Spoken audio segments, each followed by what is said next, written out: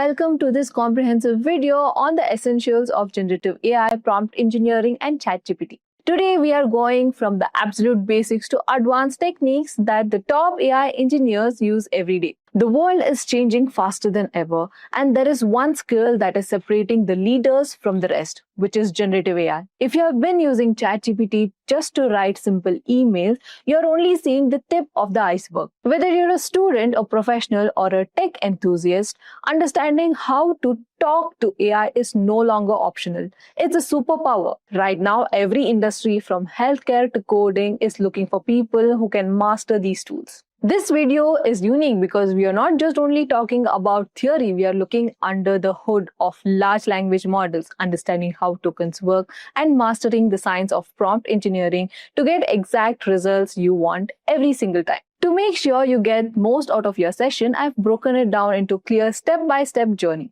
First, we'll discuss the foundations, what generative AI actually is and how it evolved from basic machine learning to a powerful LLMs we see today. Second, we'll dive into the art of prompting. You'll learn professional techniques like few short prompting and also chain of thought to make AI think more logically. Third, we'll explore a full power of ChatGPT, including the difference between the versions like GPT 4.0 and also how to use multilingual features like voice and image analysis. Fourth, we'll go beyond ChatGPT to look at largest cutting-edge tools like Google Gemini, Sora for video generation, and also Grok for lightning-fast processing. And finally, we will wrap up with must-knows of AI ethics, biases, and how you can start building your own AI-powered projects.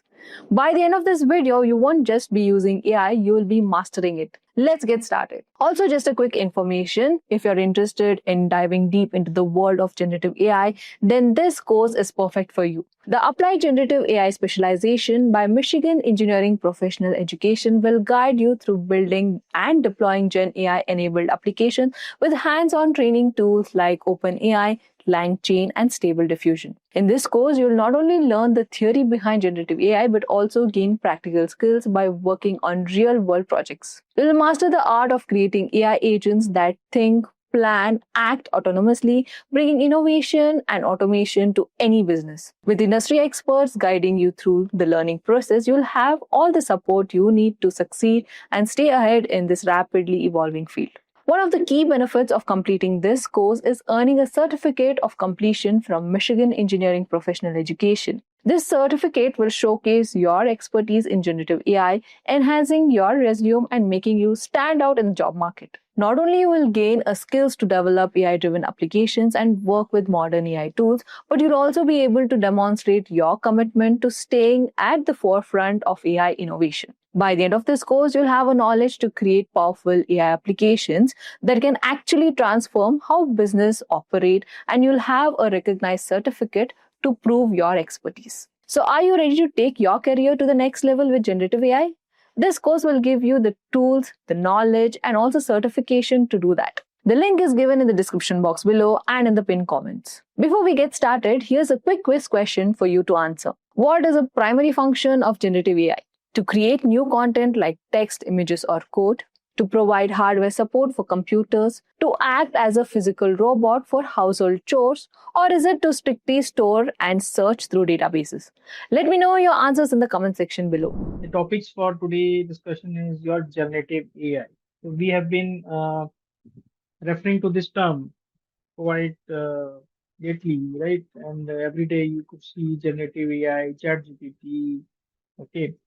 So I ask this question to you guys. So what do you think? Like if I try to ask you a question, like in your mind, what is generative AI? What is ChatGPT? And in terms of a layman, how could you explain to me that if I ask you that what is generative AI, what is ChatGPT, what are large language models? So what do you think? Like what is the answer? Okay, so let me elaborate in terms of like what is generative AI. Okay, okay, or basically the term generative AI. What does it stands for? Okay, so let us try to explore the so in the terms of machine learning. So this is your generative AI. Okay, so then then we have your deep learning. Okay, then then we have your machine learning. Then comes the artificial intelligence, right? So basically in the Gen AI, so here we could have your large language models. So we could say that generative AI is a subset of your AI, right? So because AI is the bigger picture, and AI involves your machine learning, your deep learning, your generative AI, right? And we all know that deep learning is used to handle your complex tasks, okay, by the use of your CNN, RNNs, right? Yes. Oh, hi Radha. How are you? Okay. So what those who have joined late, so I was discussing that what is generative AI? So generative AI is basically it is a subset of AI which aims to have deep learning, machine learning, and AI terms all involved in this part. Okay. And deep learning, if you talk about in layman terms, is that it is to handle your complex data, which could be your image, could be your text, right? And it could be served by using your filters, kernels, and your CNN convolutions, right? And your RNNs, which is could be used for analyzing your time series data, okay, and your textual data, right, text data, right.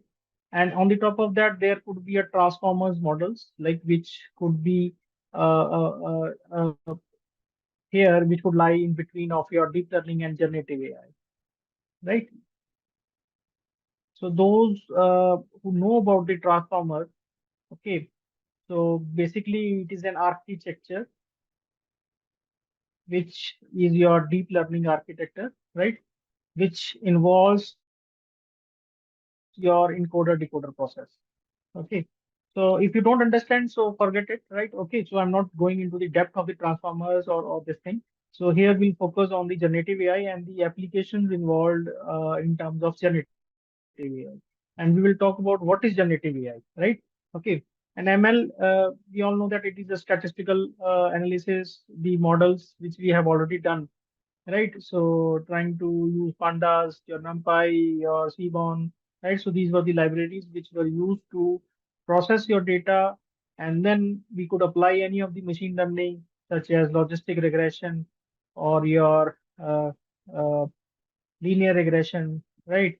Or your XGBoost or your bagging boosting or your random forest. So these are the algorithms which could be used for classification or your regression task, right?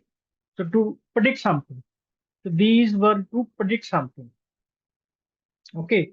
And in the deep learning also we have a classification. Okay, we have a regression. Okay. And there another term involved in which deep learning could solve like your text summarization. Okay. And your sentimental analysis. So these were the tasks which could deep learning could solve. But the Gen AI, introduction of the Gen AI or the generative AI, it changed the overall picture. Okay. So I try to give a this thing that let's say you have a input text and you feed it to some Gen AI model, right? Generative AI, right? And it will try to solve multiple tasks. It could be your classification, it could be your summarization, okay? It could be your sentimental analysis, okay? It could be your code generation, right? Code fixing, right? So these tasks could be solved by using your generative AI model, right? So this is basically a model. It is a predictive model which aims to give you the token, next token generation, right? See, the term generative is to generate new or the next token, right? So that is why it is being termed as generative. It is try to generate a new text or the new token. Okay, so you try to put an input text. Let's say I want to go to, okay, dash, and you feed this input text to a generative model, and it will give you a long list of suggestions. You can go to a school, you can go to a college, you can go to an office, you can go to a market, right? And whichever the probability of these tokens, so these could be called as tokens. So this could be have your probability of, let's say, 96. This could have a probability of 0.5. This could be your 40. This could be 30. And out of this whole list of tokens which you are getting, this is as the highest probability. So that is why this could be your predictive model, which is trying to give you the next text or the next occurrence. That is why it is called a probabilistic model.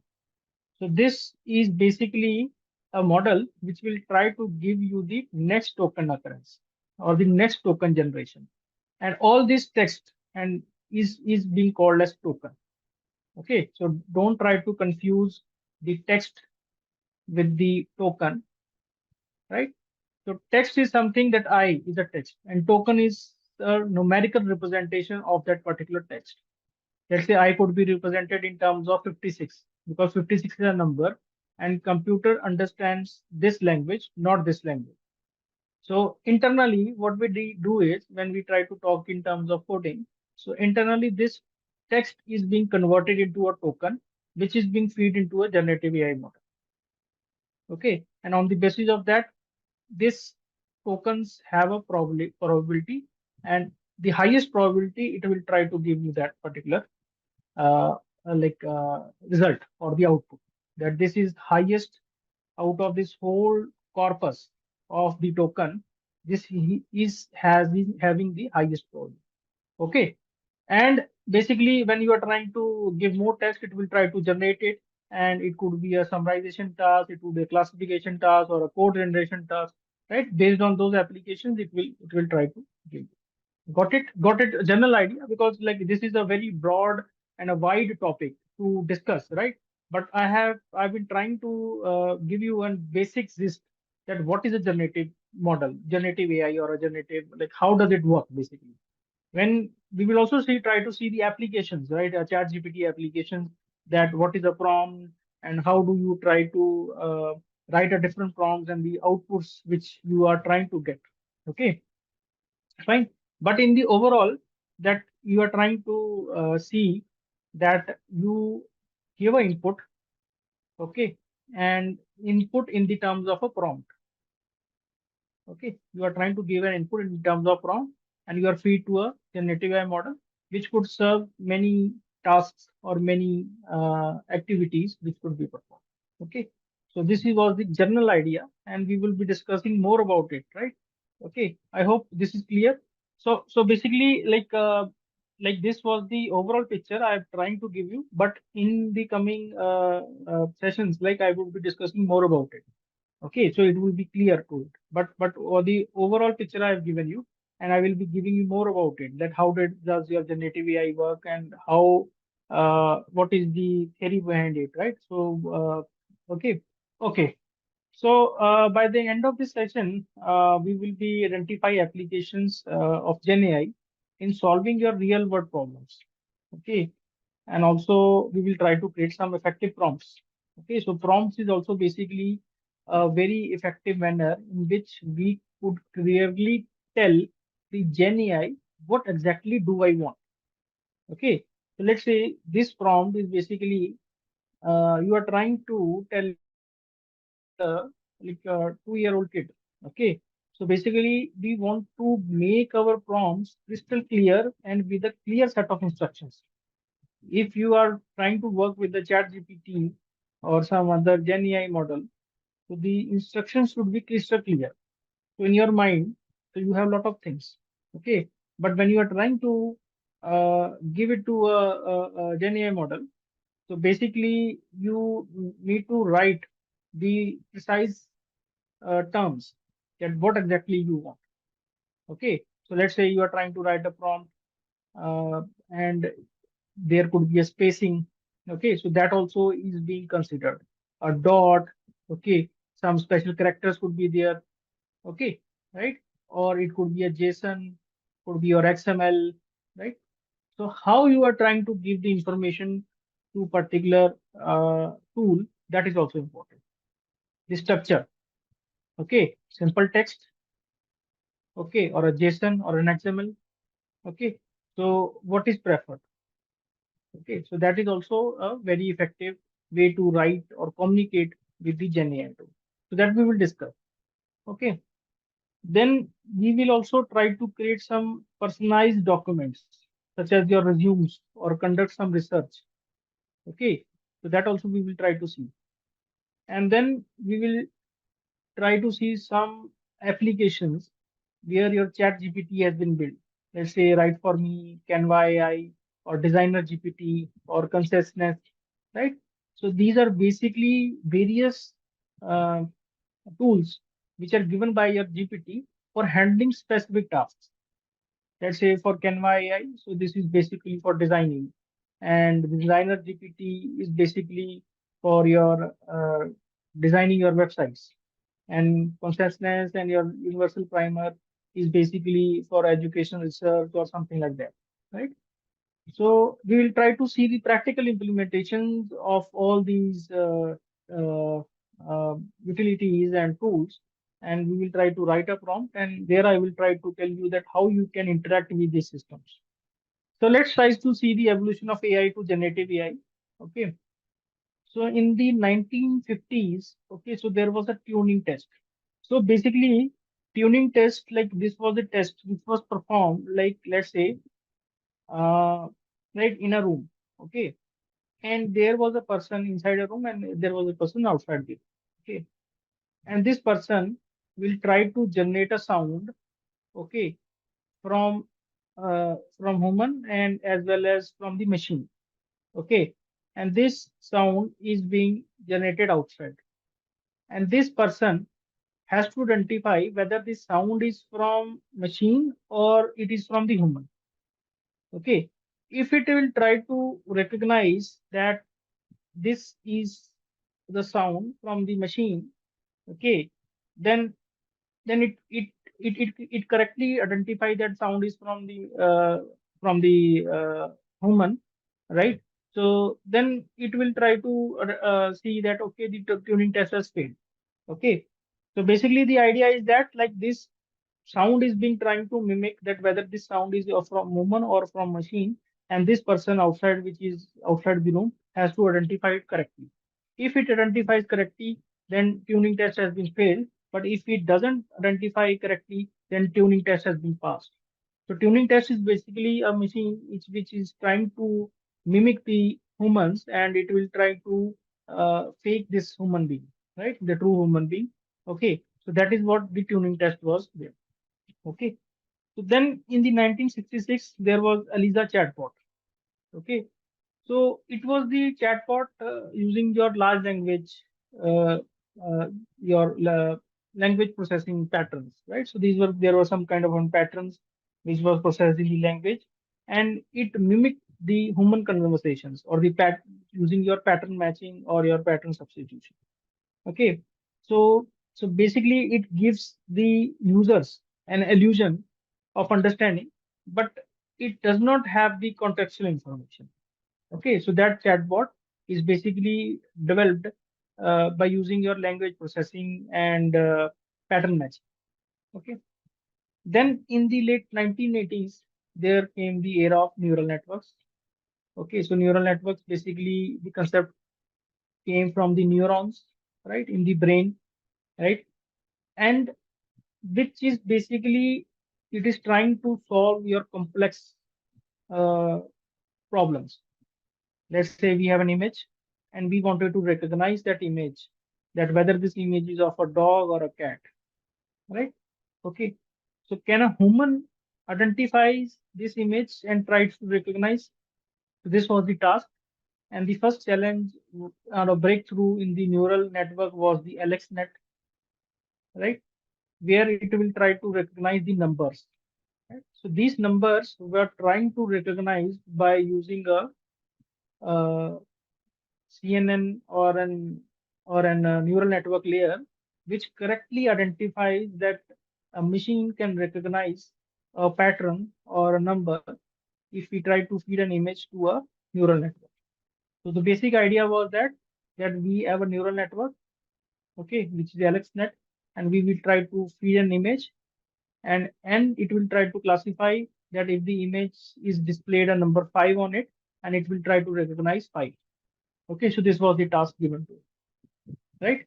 And this task was a supervision task, or basically supervised task. Basically, we have lot and lot of images which were prior fed to it, and we trained the neural network model which will try to recognize this particular image, uh, right? Okay, so this was the neural network. Then came the LSTM. So LSTM basically, or your RNN or an LSTM, right? So based on the challenges or the drawbacks on this CNN, so RNN was built. So basically, it could only try to process fixed length data. So in the image, we could have a fixed length of data in which it could be a 5 cross 5 image, right? 3 cross 3 image, or 256 cross 256, right? Okay, so these were the limitations. But here in the RNN, we could have a text, we could have a time series, right? And we could have states. Okay, so where our information could be passed from one state to another, and it will try to give me a classification or a sequence to sequence generation. All these tasks were given to it. Okay, right? So this is what was basically your LSTM. Okay, long state memory, uh, long state LSTM. I forgot the definition. LSTM, long short term memory, like long short term memory, right? So networks, these were the LSTM. Then in the year 2014, so there came the GRU and the attention mechanism, right? Okay. So there, by the use of this attention mechanism, so which was introduced in the transformer model lately in the year 2017. Okay, so basically RNN was doing great. Okay, so basically RNN and had a job in which, let's say, I wanted to convert this text. I want to go to market. Okay, so this text I wanted to convert to a Hindi language. मैं market जा रहा हूँ, right? Right. So this I wanted to convert into Hindi. So this is basically a example of language to language translation. So this is an RNN, and this is an RNN block. So where one of the inputs is being passed to an RNN block, right? We have the states, and this states is being processed by another RNN, which will try to convert it. Fine. So just I'm trying to give us this, that what is an RNN. So here you try to understand this. This is some kind of a block which is called as an encoder block. It will try to encode the data, and the output is being passed to a decoder block, and it will try to decode the information, and then it will try to recognize some patterns or some processing. It will try to do it, and it will try to convert this text to a Hindi text, right? So this is basically a neural network. So this is your neural network, and this is your neural network, right? So based on the concept that I has to be converted to मैं want to, like मैं जा रहा हूँ, मैं market जा रहा हूँ, right? So this is basically a machine to machine translation in which every character has to be converted into another language based on the context, right? Okay. So basically the thing was that there were some challenges in the this block, which is your encoder and decoder. So the translations was not effective because the thing was that it doesn't laid the stress on which type of statement or which types of words are really important to that particular translation. Let's say want is important or market is important, which could have the higher weight. So basically, this problem was solved with the help of your attention mechanism, where every word has been assigned some kind of an weights to it. Okay, so let's say I could be important, and in the next statement also that he comes. So I and he are interrelated. Okay, so then we know that these two terms are talking about the same person. So then we assign some weights to it. Okay, weights we try to assign some higher weightage to it. That this is important. Two could not be important. Okay, so two has the less weightage as compared to the I. Market could also be important. Okay, it could be also have some weights. So as compared to two and market, so two could be a lower weightage and market could be a higher weightage. Go could be important, right? And want could be important. So this way you can just try to recognize that by use of some attention mechanism, we can just try to focus that in a particular sentence, which words are really important. And we could pass to this decoder mechanism. Okay. So let's say, consider in this part, let's say I wanted to give you some, actually we are trying to read some document. Let's say, okay. So while reading some document, if we are trying to read some sentence, right? So we try to highlight this sentence. Okay, so this part is important. This part could come in the exam. Okay, so this term is important. I could read and memorize. So this is how exactly human thinks. So similarly for the machines also, we if we try to provide some kind of an weighting mechanism that okay, so let's say these words are really important. You assign some weights to it. You assign some higher weightage to it, so that when I try to pass to another platform or another system, so I could see that according to this or this, so this has a higher weightage. I could only focus on this text, not this text. Understood? So that is why the translation could be effective.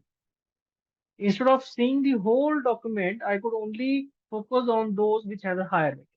So this was the gist of your attention mechanism. Okay, so I am not going into the maths or the equations of the attention mechanism. So the basic idea is that when you try to feed a sentence and the words which correspond to that sentence, the words which have higher weightage or which are of importance, so is being treated treated with more attention basically. That works. Okay, if you are trying to pass it to the decoder mechanism and for that part. Okay, right? So if you are trying to understand this partly also, then it is also correct. Okay, because this thing is being like, if we try to explain the whole process, it will go like we will deviate from our original topic, right? So this topic is not recommended, right? So I was just wanted to give you the generative AI and the tools. Okay, but for the theory part to understand, so this is your attention mechanism, right? Okay. So now uh, this after the attention mechanism came, okay, after the attention mechanism came, then it was a transformer. So transformers came into existence with your attention mechanism. Okay, right? So there was a paper, attention all is you need. So that was a major breakthrough in your transformer model. And from there, okay, so we have emerged in the transformer where we have a encoder and a decoder architecture. Okay, so this was the encoder decoder architecture, right?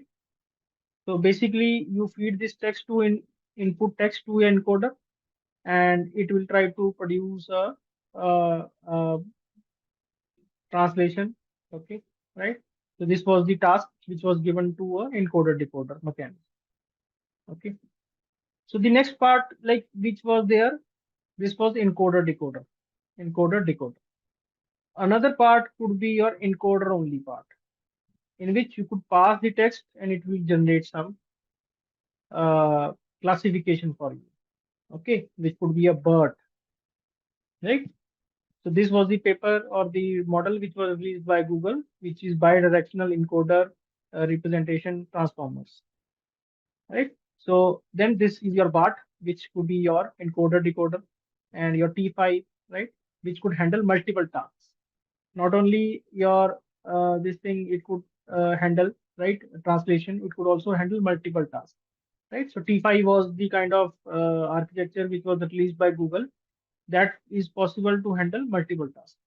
And this is your encoder decoder, which could be only used for classification. And we could have your decoder only, in which we could pass the input, and it could be text generation, which is your GPT or your LLM.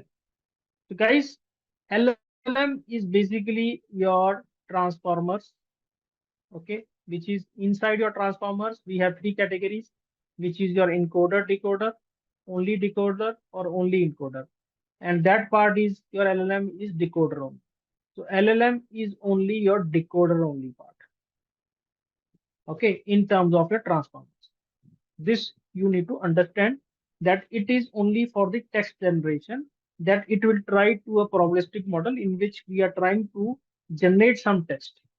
Okay, you try to feed some input and it will try to give you the next token or the next sentence or the next word, right? The next word sentence generation, so this GPT model is capable. So that is why we have clearly evolved from tuning test to neural network. Then we have the RNNs, then the LSTM, then the GRU. And the attention mechanism was the breakthrough in the transformers, where we have three kind of transformers, which is your encoder only, your decoder only, and encoder and decoder both. Okay, right?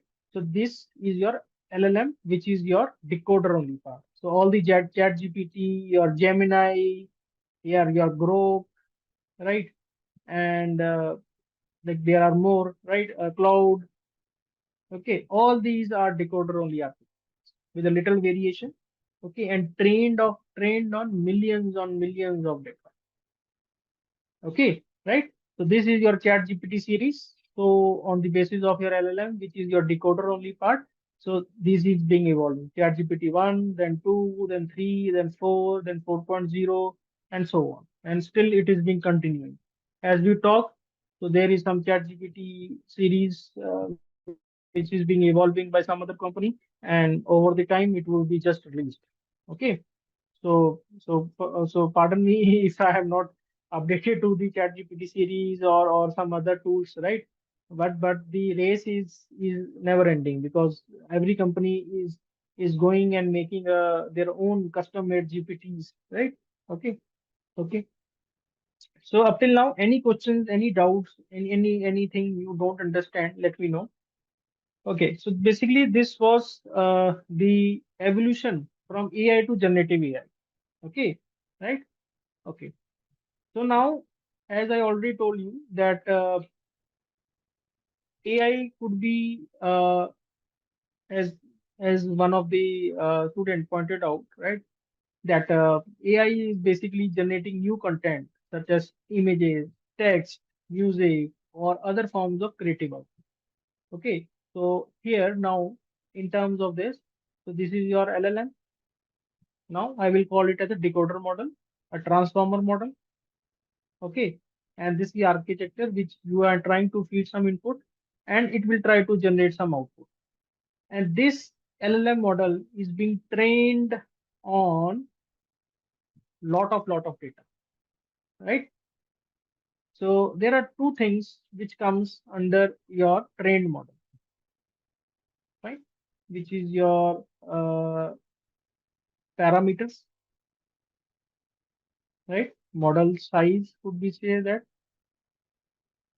and your training data, right? So chat GPT 2 was having 1.7 billion parameters, right? Close to 1.7 billion parameters. And the chat GPT was having 175 billion parameters. Chat GPT 3, right? So you can see the difference. that how many parameters are there. Parameters are just the weights, okay, of any model. If a machine learning model has some trained weights or trained weights, so these are the called as parameters. And you can see that if you have so much weights, the model size will also be large. So the model size was 16 GB, the ChatGPT 2. But here it is like I guess like it is more than 16 GB. Okay, and the data set which is being trained on these ChatGPT is like around like 500 GBs and so on, right? And more, right? So so it is being trained on huge amount of data, which will have huge number of parameters. Okay, and that is why these ChatGPTs you cannot train on your system first of all. Okay, so this I will try to make you clear. ChatGPT 2, they have released the model weights. You can download these model weights on your system, which is of 16 GB. Okay, and you can try to run the inference on your system. But ChatGPT 3 onwards, they haven't given the model weights. So they have given in the form of an APIs.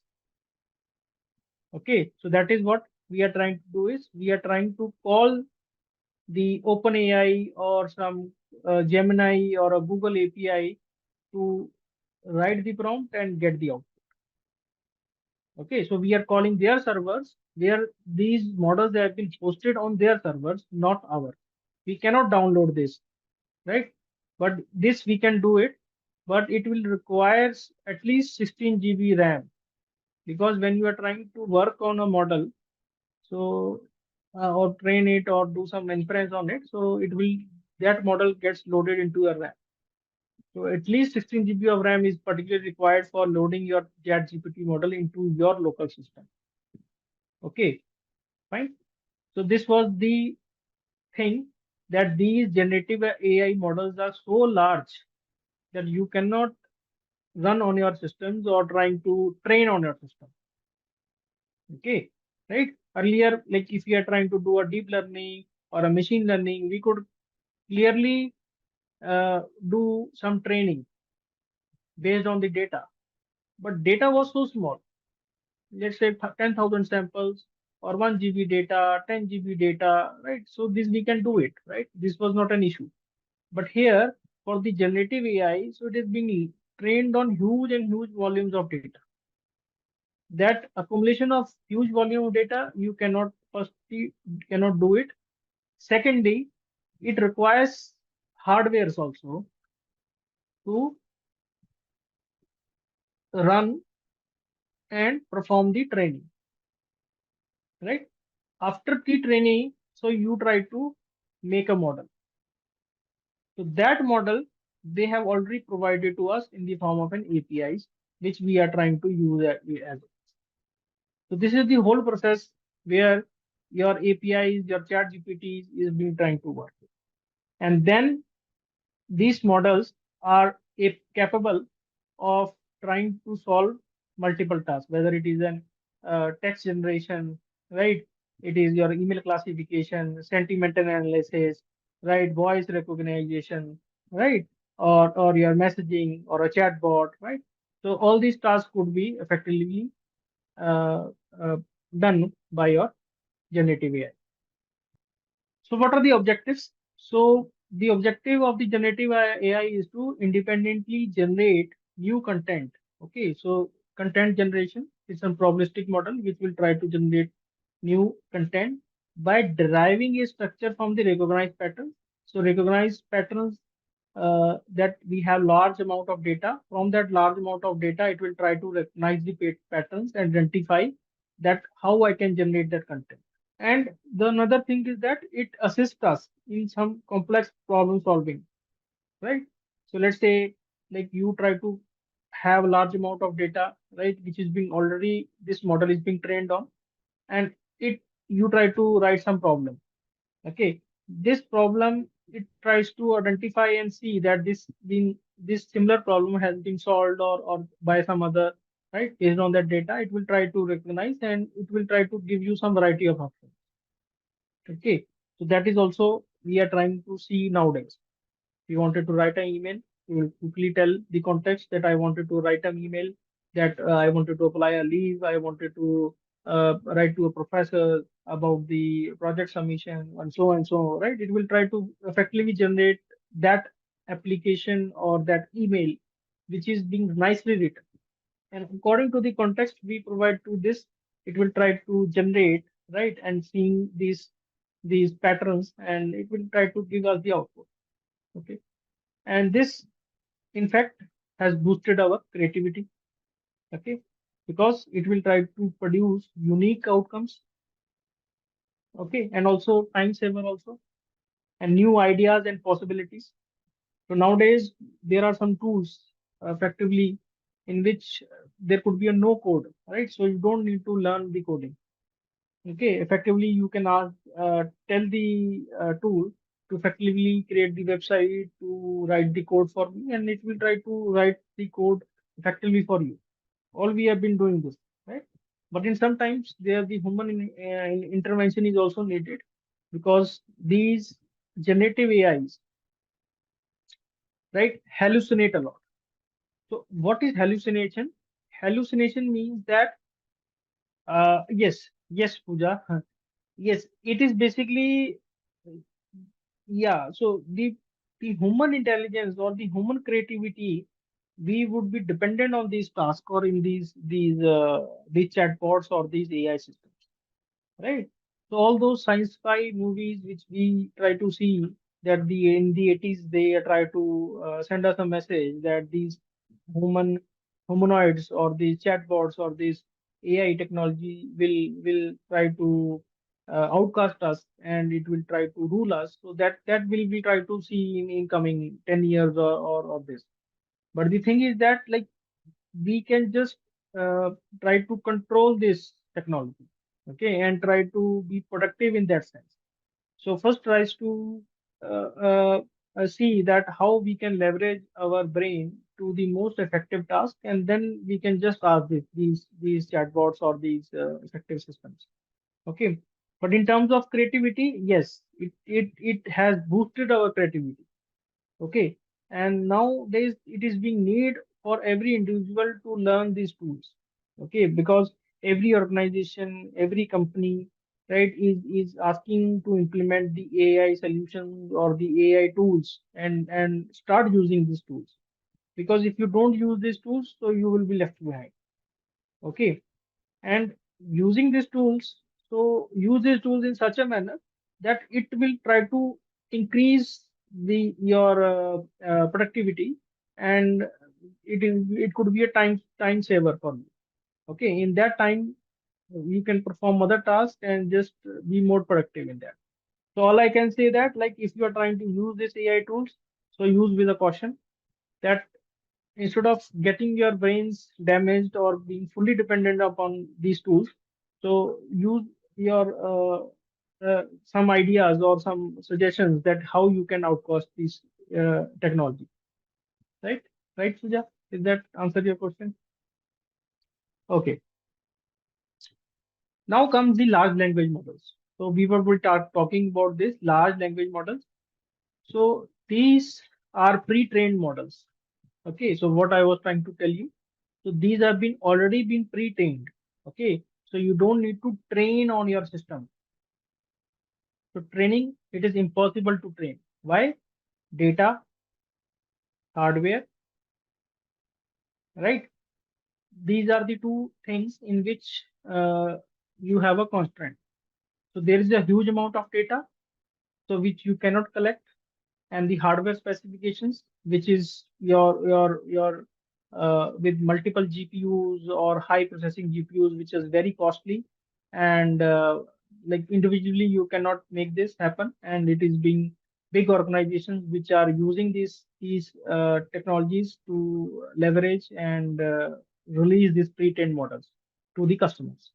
Okay, right? Okay. So these pre-trained models are capable of understanding, generating human-like text, okay, across various tasks and domains. and also, as we are trying to see that. Okay, so in every domain, these technologies are being ranging. If you talk about in your images, your music, right, and your other things, right, advanced models. So these terms are being widely being used. Okay, so now let's break down this term into three parts: large, language, and model. So large, why large is this term referred? Because of the significant size. Like as I told you, 176 billion parameters, right? If once it's 76 billion parameters and you need to require like around, like if I try to see that 300 GBs of your RAM to run your inference on a single system. So close to, I'm trying to say that how many parameters, just multiply by 2 and you get a GP. So let's say if your chat GPT was having 1.5, right? Uh, 1.4, right? Let's say 1.4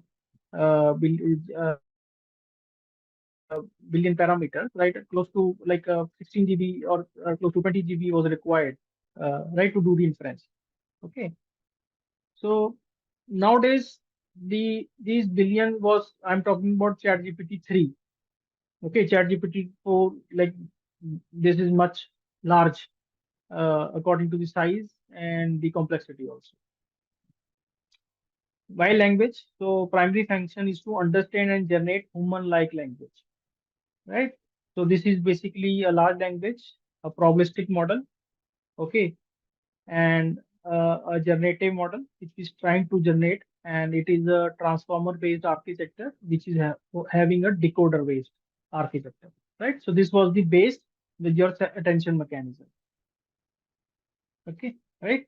So this is your large language. And model, it is your mathematical representation which captures the patterns and the structure of a language data. So the model contains some of the architecture. What is the architecture behind? So that we are talking about your decoder architecture, and it could vary, right? It could vary from GPTs to another GPTs, or could another vary from companies to company. So the basic decoder model is basic. They have used the basic decoder model, and then on the top of that, they have modified that basic decoder model, and the newer architectures are releasing and coming. Okay, right? So the overall architecture is your decoder, vanilla decoder model, and on the basis of that, they are trying to change some of the architecture of that to just try and release some what we call state of the art models in future, or in these days. Okay. Yes. So now we'll talk about widely used LLMs. So ChatGPT 3.5, 3.4, okay, 3.5, 4.0, right, Mini, right? So these were released by OpenAI. Okay. Then we talk about Gemini, which is being released by Google, Llama, right? Meta AI, then Falcon, okay, Technology Innovation Institute, TII. Then we have Cloud V2, Cloud V2, more V1, V2. Okay, so this is used by Anthropic. Okay, so these are the various companies which we have these models, and they have released their keys. Keys means your API keys. Okay, so you cannot access these models. Okay, so they have their chat interface. Okay, so which will try to see chat GPT. And in terms of your coding, if you wanted to use this model, so they have with the APIs also. So these APIs are free at some level, but they are chargeable. Okay, so they charge, right? So when you try to use their APIs in your code or wanted to build some applications, so using your Python or your front end or any application, so all these companies have given their API keys. So you can just uh, create a, create an account on these particular uh, portals, and then request for their API keys. So you have an API key which is free of cost for some time, for some initial tokens, And once these tokens have been expired, and then they start giving you notifications that you need to pay to continue the service. Okay, okay. Some of the tools or some of the models are open source also. Okay, it is not that like these are already are chargeable. Okay, so these are chargeable. Okay, but initial level we can have a limit that we can use up till like 20 tokens or 30 tokens, or based on their portals they keep on updating. But there are some uh, tools such as Olama. Okay, so this is your free. Okay, so you can use this tool. Okay, so like I will be talking about Olama also, right? Well, maybe tomorrow or day after tomorrow, or maybe in the next session. Okay, right? So that you can use it, and then you can just explore with it, or you wanted to understand it, right? But these free tools come with some challenges. So either they are slow enough because it is being your downloaded on your system. Okay, and they come with some challenges. So just trying to just educate you about the free tools as well as your paid tools. Okay, so now the features, it will try to generate the content, text summarization, sentiment analysis, data extraction, and language translations. Okay, so these are some of the features we if we wanted to do the text summarization. So let's say I have a text and I wanted to generate the summary out of it. Okay, so that it will try to give you the summary. So let's say you have having a chapter, a book, okay, in which you don't want to read the whole chapter. You just try to give fill all the data and just ask a prompt that I wanted to give a summary in 2000 words or 200 words, and it will try to give you the summary. Okay, but it will occur with the token cost, which is this key API, right? Which I'm trying to tell you that when you are trying to feed the input data, that is being divided into tokens, and the output data which is being generated, that is also having some tokens. So this token plus this token, it will try to add up, and let's say this is your 200 or 2000 tokens, and this is your 200 tokens. So total is your 2200 tokens. So now you see that 22,000 tokens have been 2200 tokens have been expired.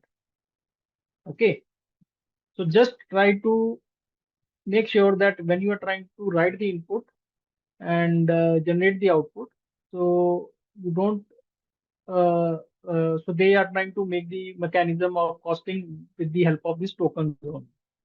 Okay, so this is the gist of GPT. Like they try to give you the APIs which is free, and they say that okay, up till this many tokens you are free, but if you exceeded your tokens, then I will charge you. Okay, so that is what it says. And the token cost, how they calculate? By the input text, every word is being converted into token. Okay, so maybe that word could be divided into some tokens, and the number of tokens would be uh, dependent upon that word. Okay, so there are various strategies or various methods they use it to convert your word into tokens, and after that they will try to calculate the cost. Okay, right? Fine. So this is how your ChatGPT works. Now, uh, coming back to Gemini, so it aids in complex problem solving and code generation. Okay, so if I try to see or tell you that, okay, which of these models is best? Okay, either OpenAI is best, or Google's is best, or Llama is best, or Falcon or Anthropic. Okay, until unless you don't use it, you will never know that what is best suited for you. Okay. So maybe in one problem statement, like in my case, like let's say I'm trying to work on a solution that in my part that I work with Gemini or I work with Cloud, right? Okay, so it has given me excellent results, and ChatGPT hasn't given me the excellent results. Okay, like in another problem situation, ChatGPT works fine for me, and these will not give some solution to me, right? So it depends. Okay, so you can try any of these models. Okay, every company is trying to tell you that I am trying to work on a complex problem and code generation, and I do this. I try to work on language translation or content creation. Okay, so basically, it is up to you. Okay, so which part you wanted to use. But OpenAI is aggressively changing its models, is changing its technology, is changing its architecture to give you better results. Okay, and Google is also a big organization which is also releasing it. Okay, and day to day with some of the researchers, some of the scholars, so they are trying to work on complex solving solutions. Okay, so Ashish, I will try to give you some ChatGPT live demonstration tools also. So there we will try to discuss this one. So for the every, like in the beginning also I said that for the designer I have a separate ChatGPT tool. For making reports there's another thing, right? So that we will try to see in a few or maybe in the second half we will try to see. So Falcon is also another, so which tells you that common reasoning and sentimental analysis, right? And Anthropic. So Anthropic, I've been using Anthropic, Llama also, your ChatGPT also, right, into day-to-day activities, and whichever like is giving me the results. And Grok is also very good, right? So Grok gives you a detailed explanation, as I already seen that, and in it also supports language, multiple language. If I talk in Hindi and try to say that, like my parents are old enough and they try to tell the Grok in Hindi, and it supports Hindi language also, and it will try to give me the answers in Hindi also. Okay, right? So basically it is up to you guys. Okay, so these tools are already available in the market, and you can use and experiment with this. And until and unless you don't experiment and don't use it, so then you don't make a choice. Okay, okay. But the idea is that like these all tools are chargeable. Okay, at one point of a time, maybe like they have a daily limit. Okay, or they have a token limit. Okay, in a day you can spend these many tokens to use it, and over the time they would decrease their charge, because these all companies are coming, and like they would be a part and parcel of our life in the coming months or years, and they would be free of cost because their cost would be minimum. So, like as per the uh, tech enthusiasts and other tech savvy people, they are trying to predict it. Okay. So now let us try to see that how this top Gen AI tools are transforming various industries. Okay. So now, so this is your Gen AI in the terms of code. We have the Copilot. Okay. So this is an excellent tool. Okay. So majorly companies are using this code Copilot, okay, to be integrated with your IDs. Okay, so when you are trying to write the code and you have a problem statement, when you are building some application or writing some logic. So if you want to clearly describe that logic, so Copilot does the work for you and it will try to generate the code. And based on that, like you can just run that code, and this has solved lot many what we call time, right? And also there are new things or new uh, patterns which come, right, which you don't know basically, right? So this is also a very effective tool in terms of your writing your effective code and helping you. It basically acts as a co-pilot for you, in which you drive to it and then you write your logic, and it will try to correct you, and it understands you and give you the output. Okay. So then AI, Mutable AI, and these are also some of the other tools which are being used for other companies, and you can just refer to these tools and then use it. Okay. Then conversational and text, we have the Cloud AI, right? Chatsonic, okay. Then Palm 2, ChatGPT, Gemini, Grok, Notion AI, right? So this is basically we are trying to make a conversation. Like every organization is following this Copilot, okay, right? In terms of whether you are trying to integrate or work in your VS Code or your PyCharm, right? So it gets integrated. right? Even if in your teams also, as we just stated, so it is getting integrated with other applications. Okay, I will also teach you one tool where this is a ChatGPT tool where you can integrate with your browser. Okay, I will we will have a demo in the second half, right? Okay. So then we have the designs tools also. So DALI, right, is a very effective tool which is being used by OpenAI, Canva, right? So this we will see Design AI, Logo AI, right? And Midjourney, right?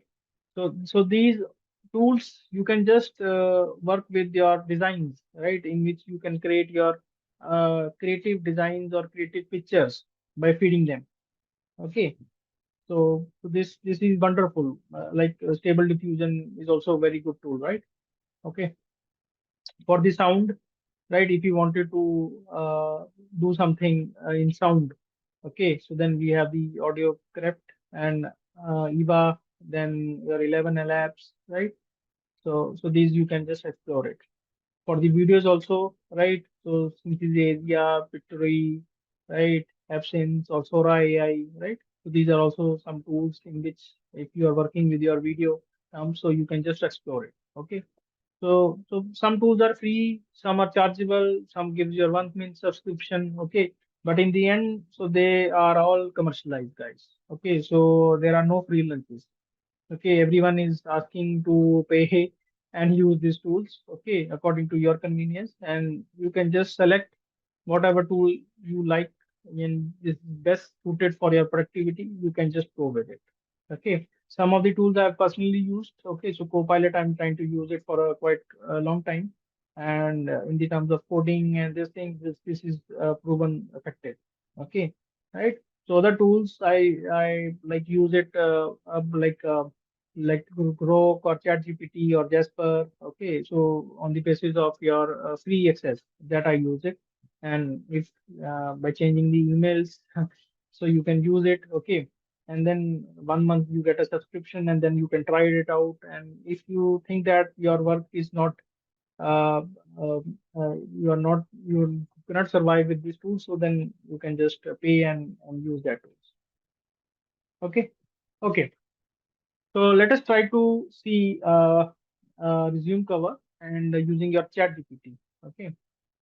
So so let's see that if you have a resume and but we are not unsure that if the matches the job description. Okay. So we can just align or quickly effectively update the resume with the job description and save time. Okay, because so this is a common basic requirement we have if we are trying to apply to different company and different companies have different job requirement. And what it does is that let's say the company has listed a job profile and according to your resume that is not meeting the criteria and you are not trying to get the shortlisting done. Okay, okay. So in that case, let's use the Chat GPT and where we can just see that how you can use it. Yes, yes, Saurabh. That is also good. They are also using giving the subscription. So basically, it is for the free version. So if you wanted to go, you can click on this upgrade and then you can have it, right? So if you wanted to have the upgradation, okay, so this is for $20 per month. Okay. So here what we are trying to get the deep research, multiple reasoning models, O4 mini, mini high O3, and deep research view of ChatGPT 4.5. Okay, right? And limited access to Sora video generation because these ChatGPT has uh, what we call sub tools or uh, uh, sub applications, right? Which is being used for specific areas. Let's say for Canva, for writing text. Okay, so these are the things which we can use. Okay, so like if you feel like this is like needed for my day-to-day activity, so you can just go and just get the this version. Okay. Okay. So now I've shared your full content. Okay. So now let me try to explain you what I have shared it. Okay. So these are the details. The candidate profile is name Alex Johnson, experience is 5 years, industry is information technology, and these are the skill sets. Okay. So basically what I did is like this is your resume. Okay. Basically this is your position full stack company, innovative tech solutions, and Francisco, California, and this is the job responsibility, right? Okay. So now up till here, it is your basic prompt, basic this thing, where we wanted to create a resume for Alex. Okay, showcases 5 year journey in the IT industry as a full stack developer. Okay, so it should highlight this expertise in Python, Java, JavaScript, and key frameworks like Django, React. Okay, as was well as skills in database and cloud technologies like Postgres, MongoDB, and AWS. The resume must emphasize is Alex leadership in project development, team collaboration, passion for technology, and continuous learning. Okay, right? So there it is basically it could Alex could be you also. Okay, so here in the first part we have been trying to give the uh, resume of a particular person, and in the next part we are trying to tell a large language model. Okay, so you wanted to create the resume for me that highlighting these expertise areas, and if a company has some job requirements then we can also add it here that this company is asking for the job requirements, can you modify my above uh, resume to match that specifications. That also you can do it. Okay, so basically it is writing an effective prompt. Okay, so just try to do it and hit enter and let's see what it will try to generate it. Okay, so it has given you that Alex Francisco, this is your email ID and this is your LinkedIn or this is your GitHub and this is your professional summary. Okay, so earlier like it was not basically a summarized version, but here now it is being looks like a professional resume.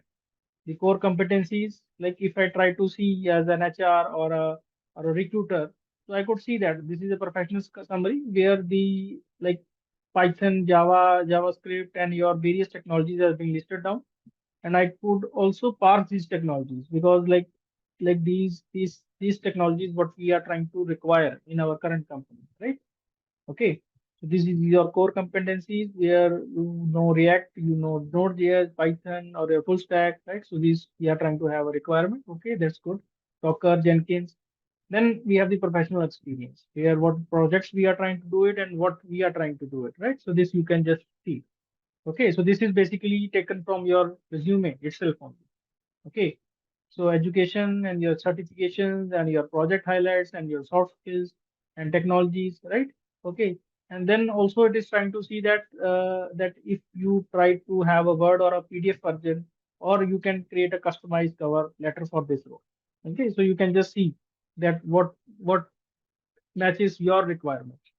Okay, so basically what you are trying to do is you are trying to you have feed some data. Based on that data you are trying to ask some thing, right? So basically if I talk about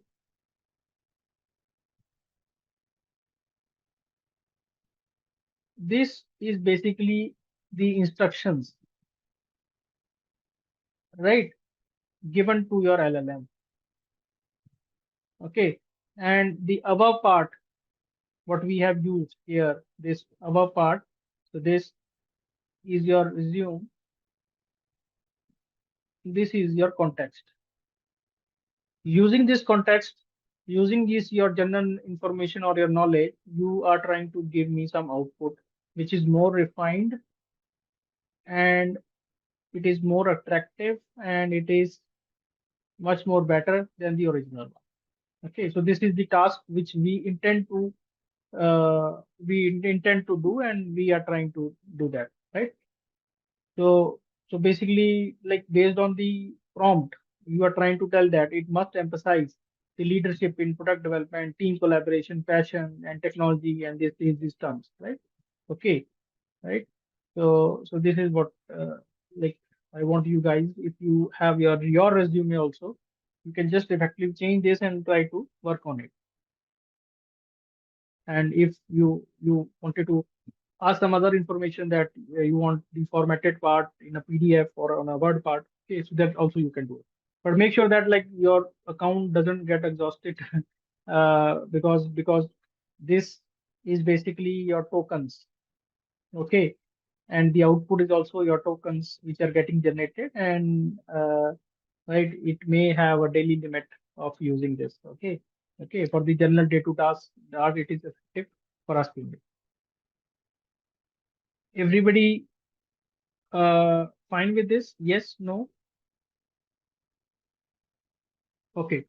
So guys, so let me tell you, so there is no such hard and fast rule, okay, that which LLM you can use. Okay, so it could be a chat GPT, could be a Gemini. Okay, so it could be basically like the accuracy and the output which is being generated from these various LLMs uh, could have a evaluation criteria. How do you evaluate these systems? So that is a big challenge. Okay, whether the data which you have given or the question or the prompt you have asked, on the basis of that, is it giving you the correct option? Okay, so sometimes it happens like when you are trying to write some logic, okay, and you try to tell that, okay, this is the problem statement, I want this code, and it will give you the exact code, and maybe that code is not running it properly. It is giving you errors. Okay, so maybe one task it has performed better, and another task it is failed miserably. And on the other sense, these models, you can just try with other models and check that accuracy. But there is no and fast rule of checking the evaluations. Okay, so however, there are some metrics which is being denoted. Okay, so perplexity is a metrics. Okay, so this is not a tool. Okay, so this that I'm not talking about the tool. I'm talking about the general term. So perplexity is a evaluation criteria also, right?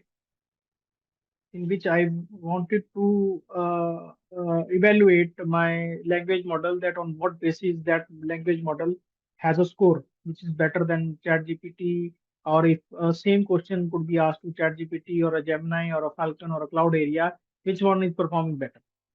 Okay, so that evaluation tool is basically this thing, and another evaluation is your human evaluation. Okay, so you know best that according to your problem statement, this is working fine, and this works better. Okay, so that human evaluators are best in these terms.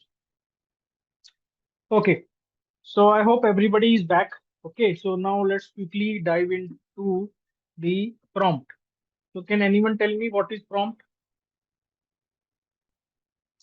Yes, input we provide. Okay, okay.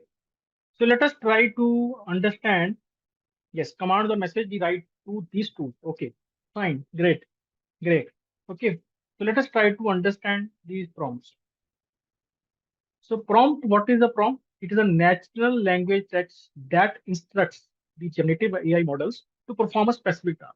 So we have seen an example where we have provided some context, okay, that resume. And in the later part, we have written some set of instructions that on the basis of this resume, I want to modify my resume in such and such a manner. Okay, right?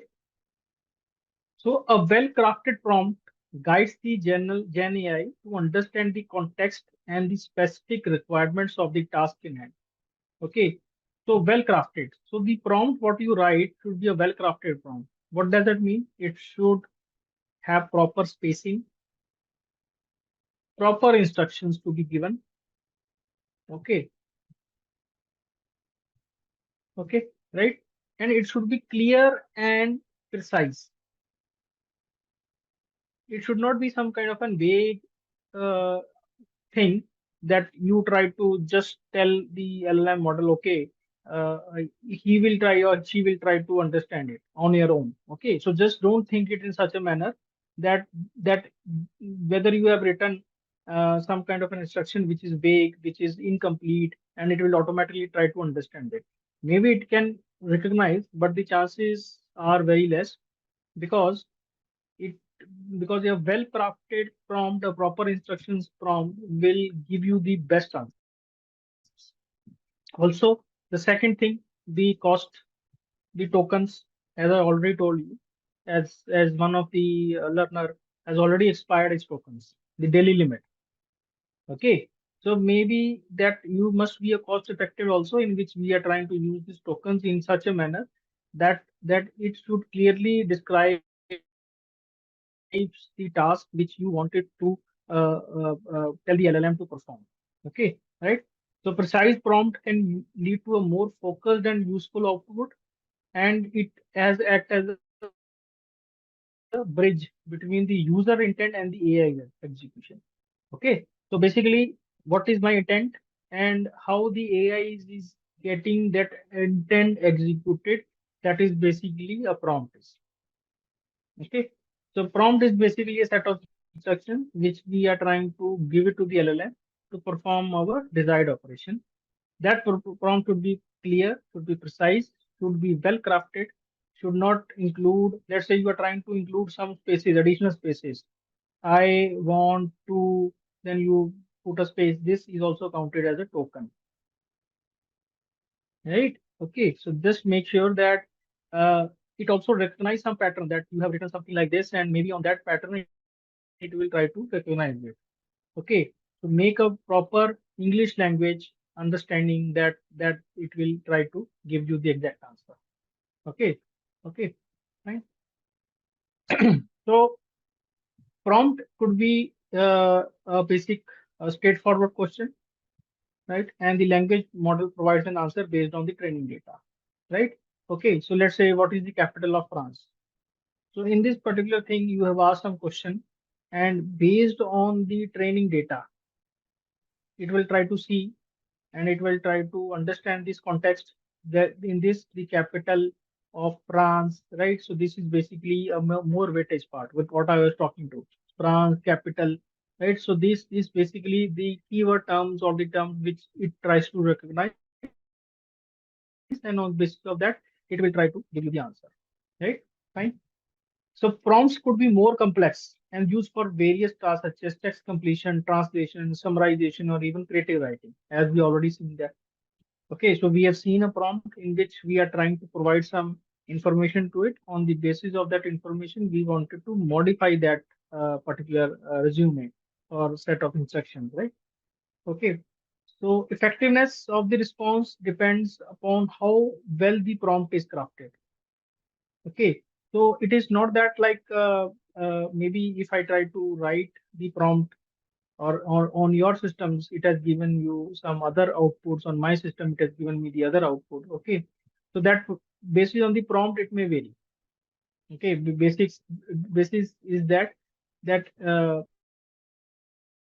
these are probabilistic models. Maybe if you have written the prompt, it may not generate the exact thing. Maybe in terms of iteration, if you try to write the same set of instructions and try to give it the answer, maybe in some part it will try to hallucinate. Okay, right? Okay. Now the components of your prompt. When you are trying to write a prompt, what is the exact thing you need to do it? So let's take an hypothetical example. Okay. So you wanted to perform some task.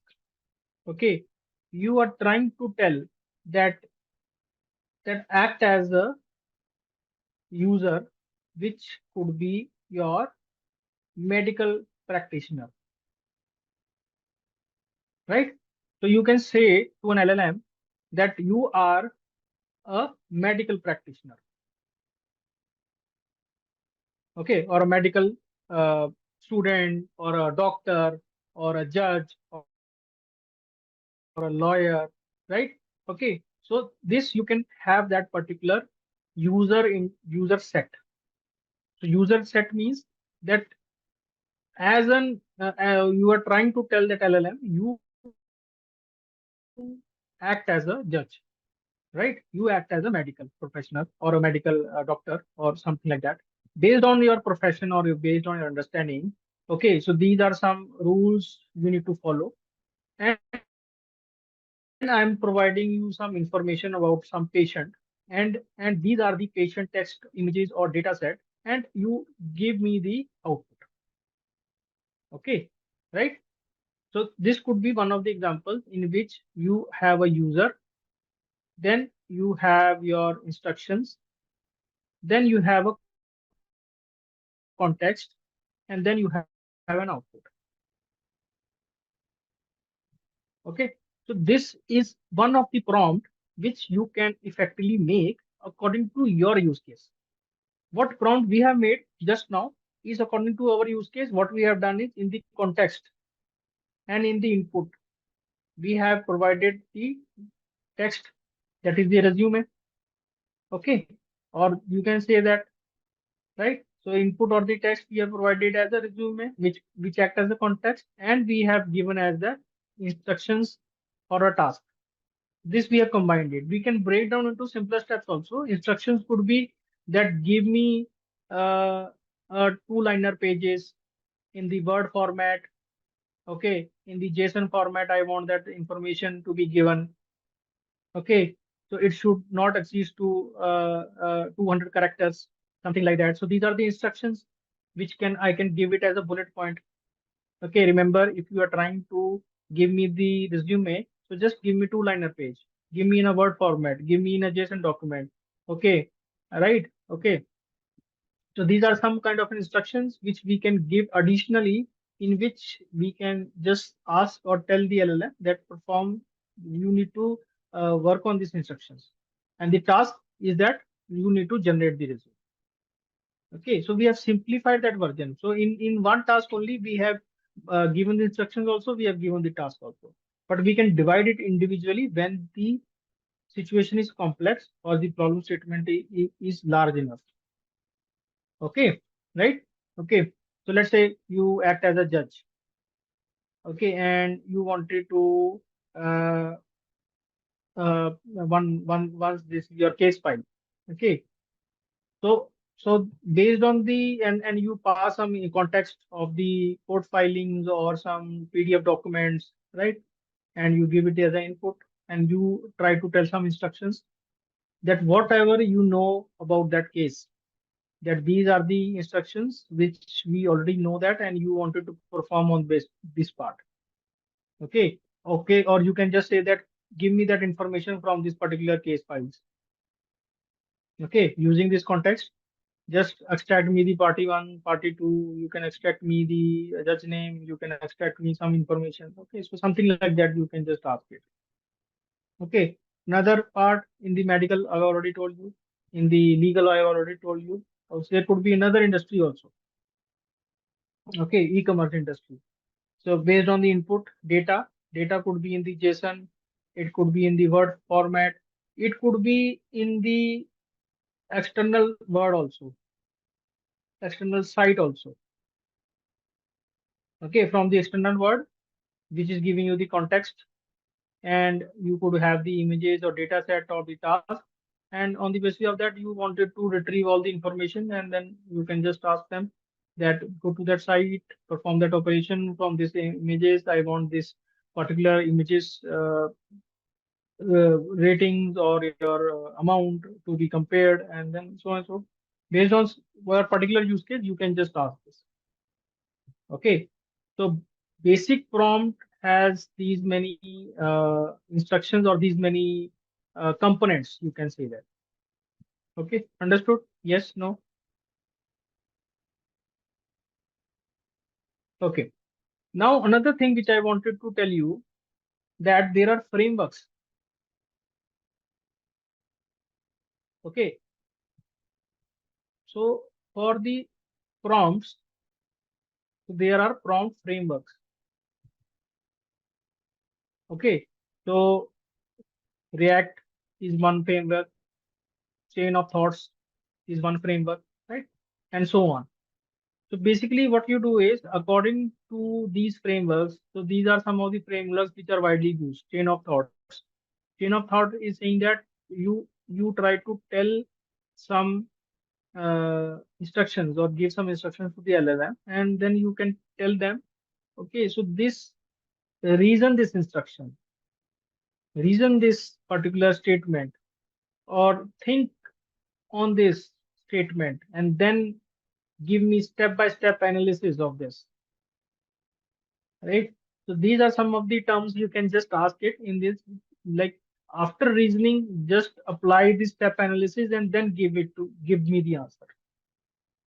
Okay, so these frameworks could be used in that framework. So you have some task defined, you have some conclusion, you wanted to have a output. Okay, so these are basically one part I have clearly defined you, that you have a user, then you provide a context, then you provide an input, then instructions and tasks. Another could be some operation you wanted to ask, that what is the task, what is the conclusion, what is the output.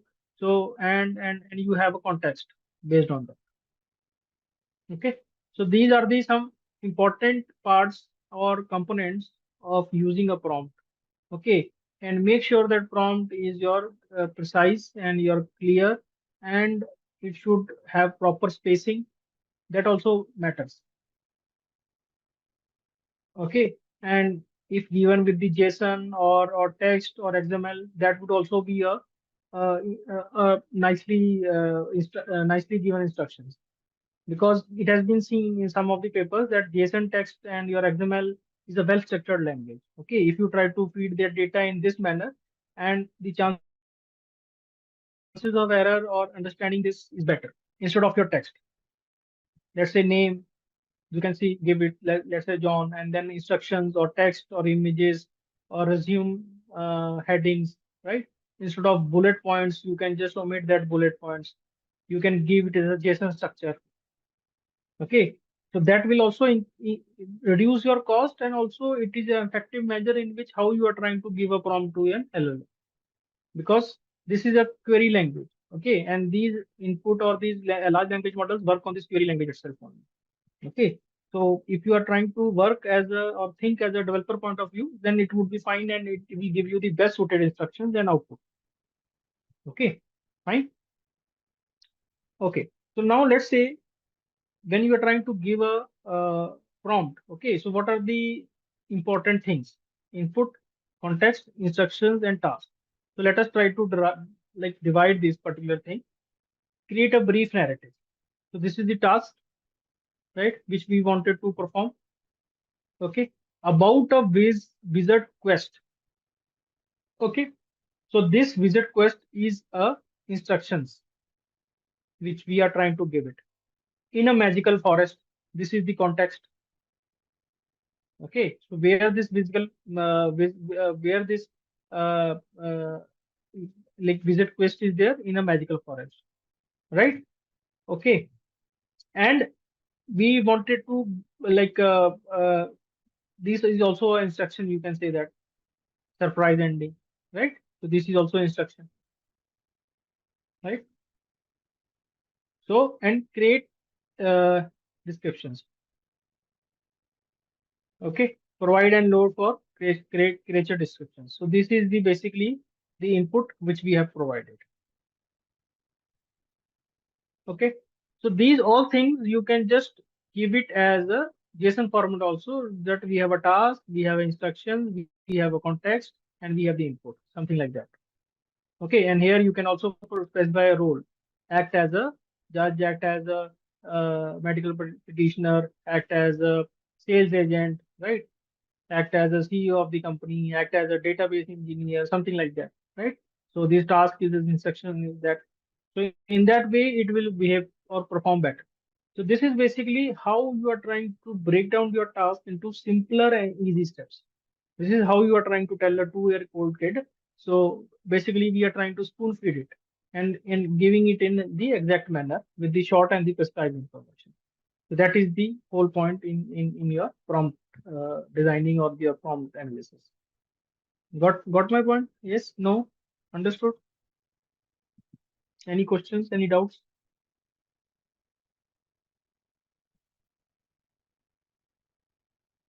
Okay, so quick check, which component should be included in a prompt for a language model to translate a technical document from English to French. specify the source and the target language in the instructions, use a dataset unrelated to the technical field of the document. We could have include any background information about the document content, include technical jargon without explanation. What do you think, guys?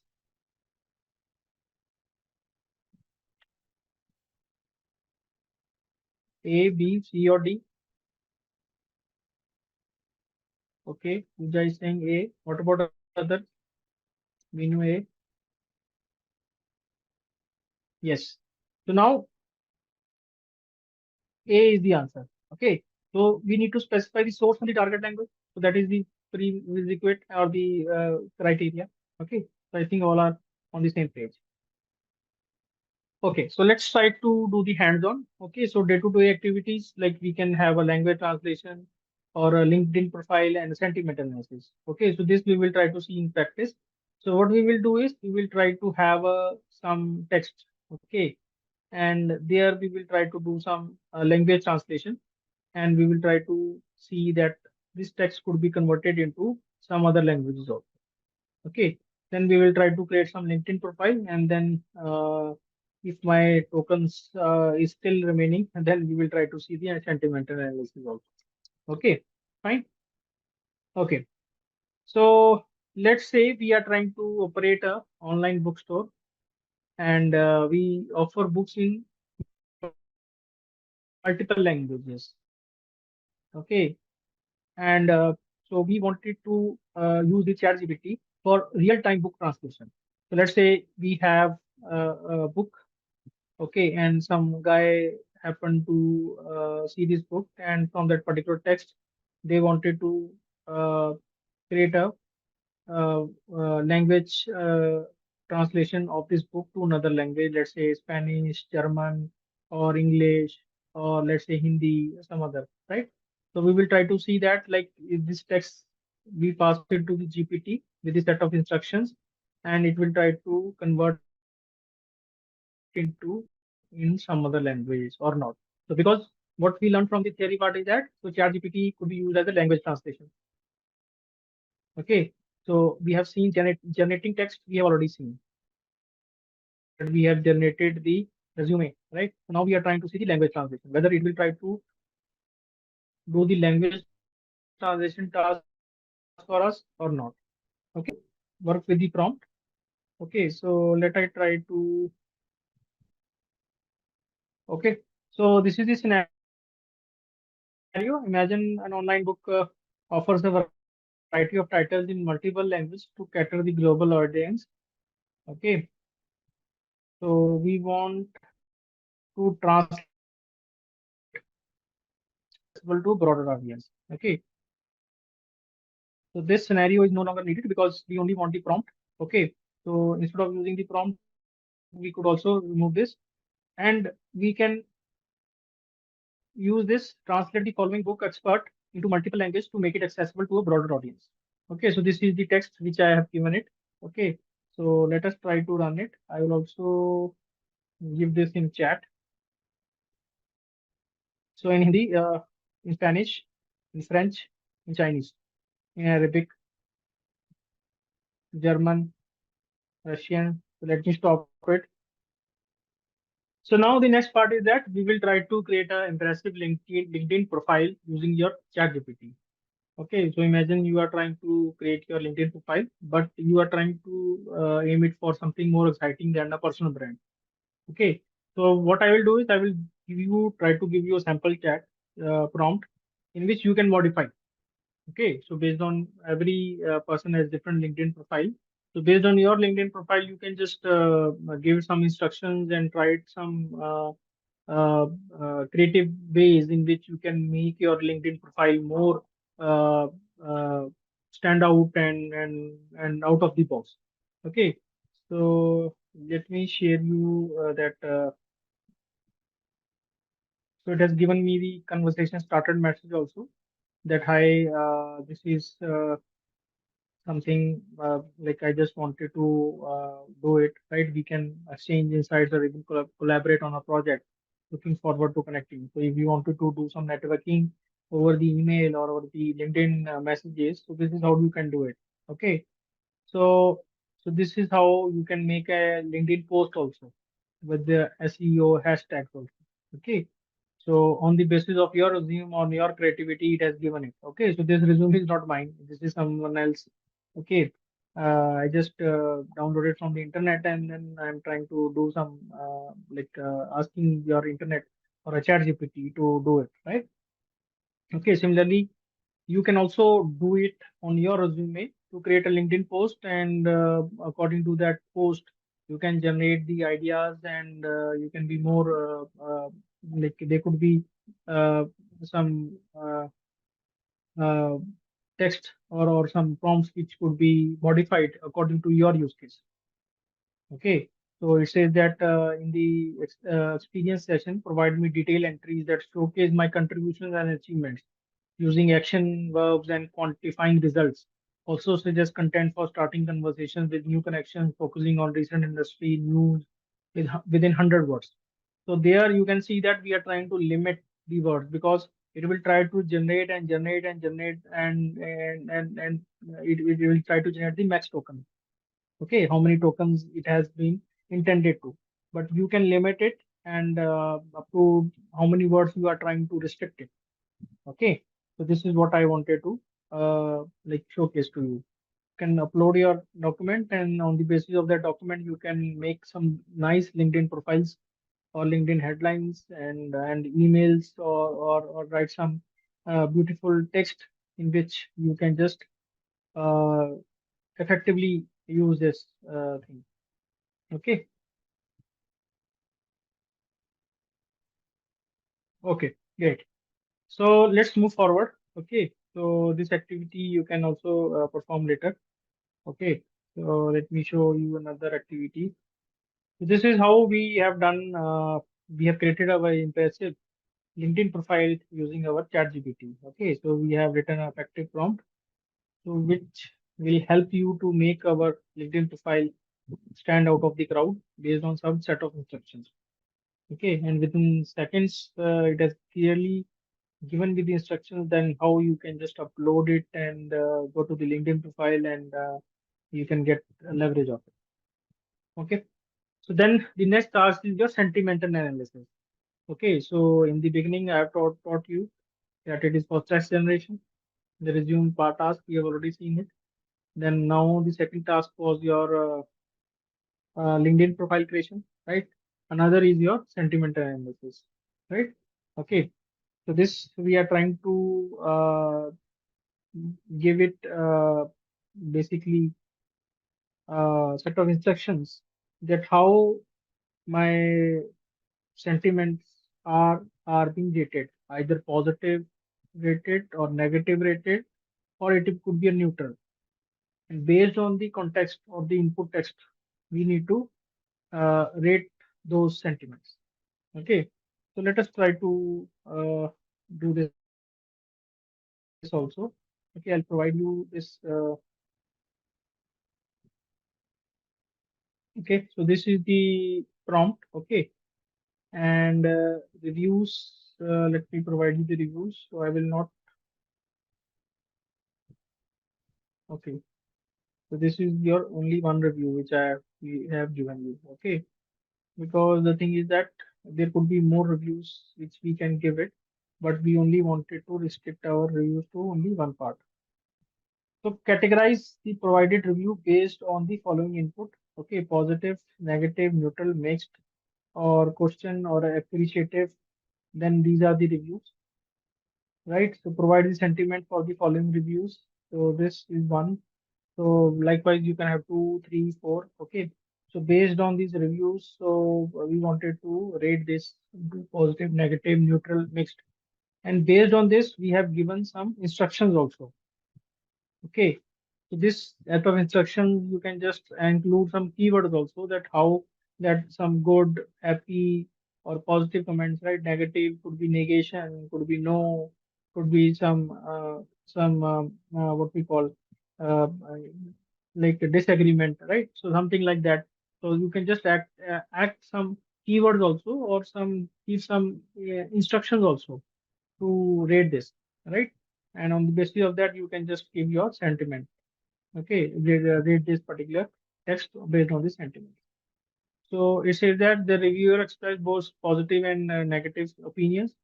Okay, so negatives, and it has given the mixed sentiment, right? Okay, right. So you can just fiddle with some other options also. I will just share the other text also with you.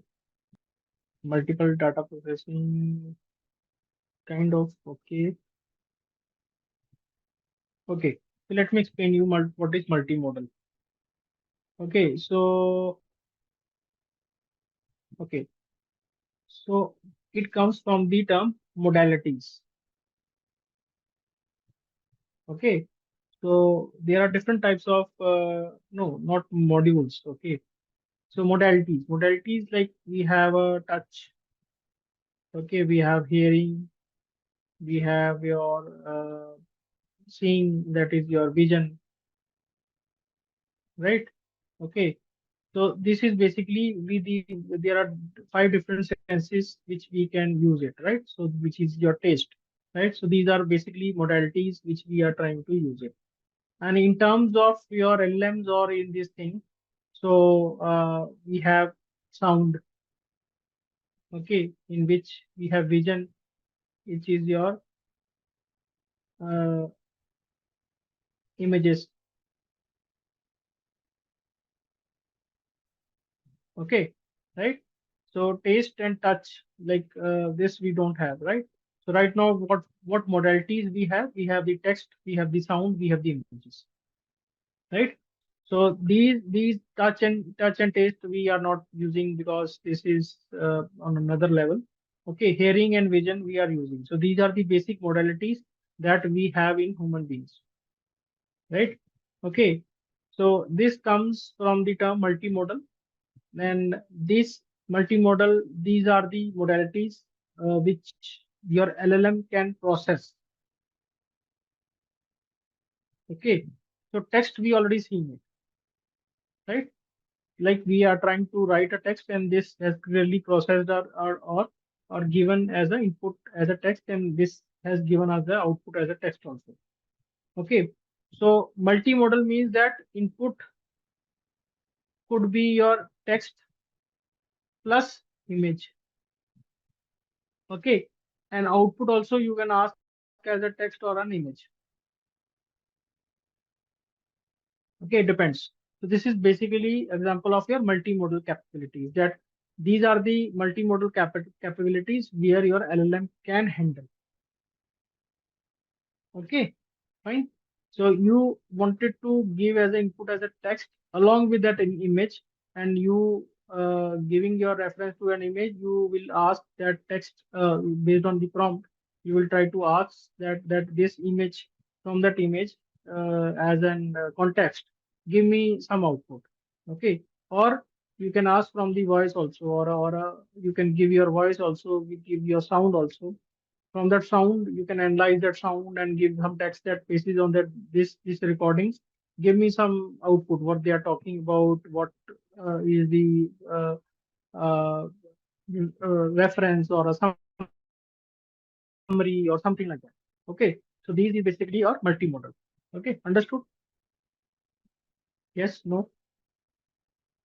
So integration of multiple modalities combines text, images, videos, and audios to more to understand and generate response. And like we can integrate, as I already told you. Okay, so multiple inputs we can combine text, image. We will also see a practical demonstration how we can combine image and text, and then we can get the output. Okay, so it is like a dynamic and interactive response. Okay, so basically you wanted to give a context in an image, and from that image you can ask a question, and this is on reading that image. Let's say your PET scans, your MRI scans, or your X-ray scans could be given as an input, and you can just feed it to an LLM. And on the basis of that, you can ask some questions. According to this scan, what do you think? Okay, so you can just cross-verify the judgment of a doctor with an LLM. Okay, is my doctor report is being correct or not? Okay, so these could be the thing. So maybe like you try to give your income tax, what do we call, form 16, and on the basis of that, you are trying to tell them, okay, based on this form, like just try to create the best possible income tax return. Okay, maybe could be a bill, could be your invoice. Okay, and you can do lot of things. Okay, so maybe it could be your voice could be also be there. Okay, in which the speech could be there, and on the basis of this speech, you wanted to understand. Maybe it is not in English language, maybe it is a Spanish or a Japanese language, and you wanted to understand the context, that what they are trying to speak. Okay, there also it really helps. Okay, on a video analysis also. So from the basis of that video, you wanted to try to understand that what this video is trying to uh, uh, say or content is there. You wanted to write that video, from that video information. You wanted to write some textual description. That also it will try to do. So these are the capabilities in which ChatGPT has been emerged as a leader, in which they are trying to give the multimodal capabilities, which not only integrates your text but images as well as your sound and your videos also. Okay, right? Okay. So let us try to see the practical again, and we are trying to explore the multimodal capabilities. So we will try to see that how visual and textual inputs we are trying to input it. Okay. So let me. Okay, so we started with the getting started with Gen AI and introduction. So then we worked upon that various evolution from since 1950 to present. Okay, so in the 1950s there was a tuning test. The tuning test is basically a test which is used to mimic the humans, right? So there was a room in which there was a person sitting, and he will try to generate a sound. So that sound would be a machine sound or a human sound, that would be identified by the person sitting outside. So if this is being identified correctly, then it failed the tuning test. Okay, and if it is identified like if identified that it is not able to identify, then we say that tuning test it is passed the tuning test. Okay. So then there was Alicia chatbot, right? So this chatbot was basically this chatbot was basically feed some kind of an instructions to the what we call uh, using your language regex pattern, right?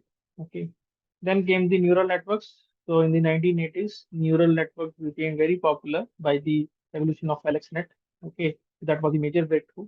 Okay, so then it helped to recognize the images, and from the images we could recognize the patterns. Okay, so using your uh, uh, uh, neural networks, or we call as convolution neural networks, right, or CNNs, right? So in that case, like if the image is being input to a convolution layer, it will try to analyze the patterns. Okay, from that patterns, it will try to identify that whether this image is of a dog or a cat. Okay, and based on the classification, we can do various classes. So that was this neural networks era around 1980s. Then came the LSTMs, LSTM by LSTMs, right? And we have also RNNs, right? So the major disadvantage of neural network was that like it was a fixed length. Okay, so we were trying to have a fixed length input, right? And the time series and your NLP or your text was not uh, passed into your convolution neural network, because like it cannot process sequential data. Okay, so for the sequential data processing, we need some kind of an architecture which will try to input your sequence of data to the neural networks that will try to give you the output. Okay, So whether it could be your sequence to sequence or a machine translation or a language translation task, so that RNNs or LSTMs have to detect.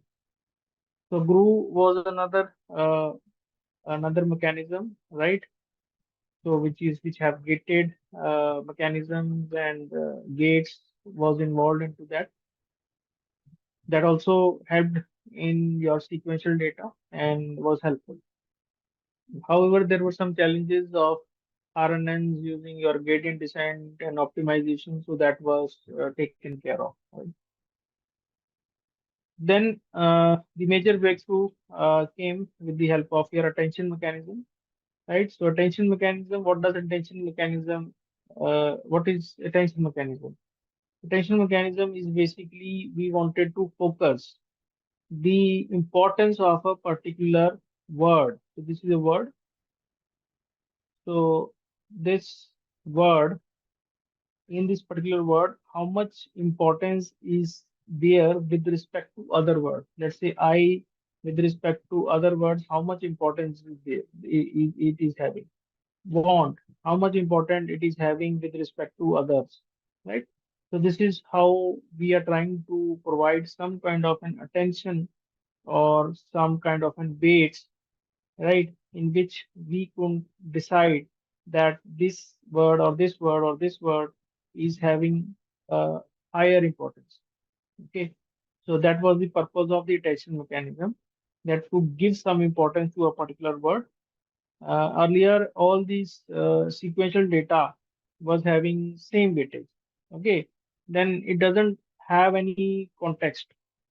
Okay, now the context, we could have a context in which we have to say that want is important, tool is important, I is important, to or go is not that much important. So with respect to the other word, okay. So that is the crux of the attention mechanism, that what word is having some importance with respect to the other words.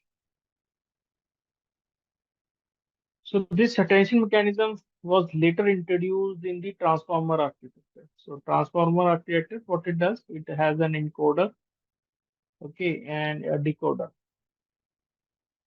So encoder, decoder, these are basically an uh, what we call complex architecture, in which we would having some neural networks, layer normalization, then skip connections, right? So and multi-headed attention mechanism, where the output could be passed into a decoder, which would having a mask attention, and we have the output. Okay. So this kind of an architecture was proposed in 2017 by Vaswani, right? Attention, all is you need. That was the paper. Okay. So there, like it was the state-of-the-art paper in which the attention mechanism was used in the transformer architecture, and it addresses the issues what we have in the sequence to sequence modeling in the RNNs, right? So there, then with the help of this transformer architecture, so then the LLMs came into existence, okay, and then now we are having your GPT series, which is a decoder only architecture of a transformer. Okay, however, encoder we can still use it. So we can independently use encoder, we can independently use decoder, or we can use both. So there are three kinds of architecture which could be used. Okay, one is the encoder, decoder, and your both. So particularly your LLMs is using your decoder architecture, so which is helpful in generating your text, right? So as we have clearly seen that we have generated a summary of your resume, right? And it could be your sentiment analysis, that also we have seen, right? Then code generation, right? So these are the techniques we could see is very helpful in your GPT series or your LLMs. Okay, so this is the theory behind that how GPT series have been evolved. Okay, fine. Okay, So then we saw that what is generative AI? It is a category of AI system that would help in generating new content, images, text, music, or other forms of creative output. So basically, this generative AI is a subset of your AI, right? Which could be having a deep learning and your transformers architecture,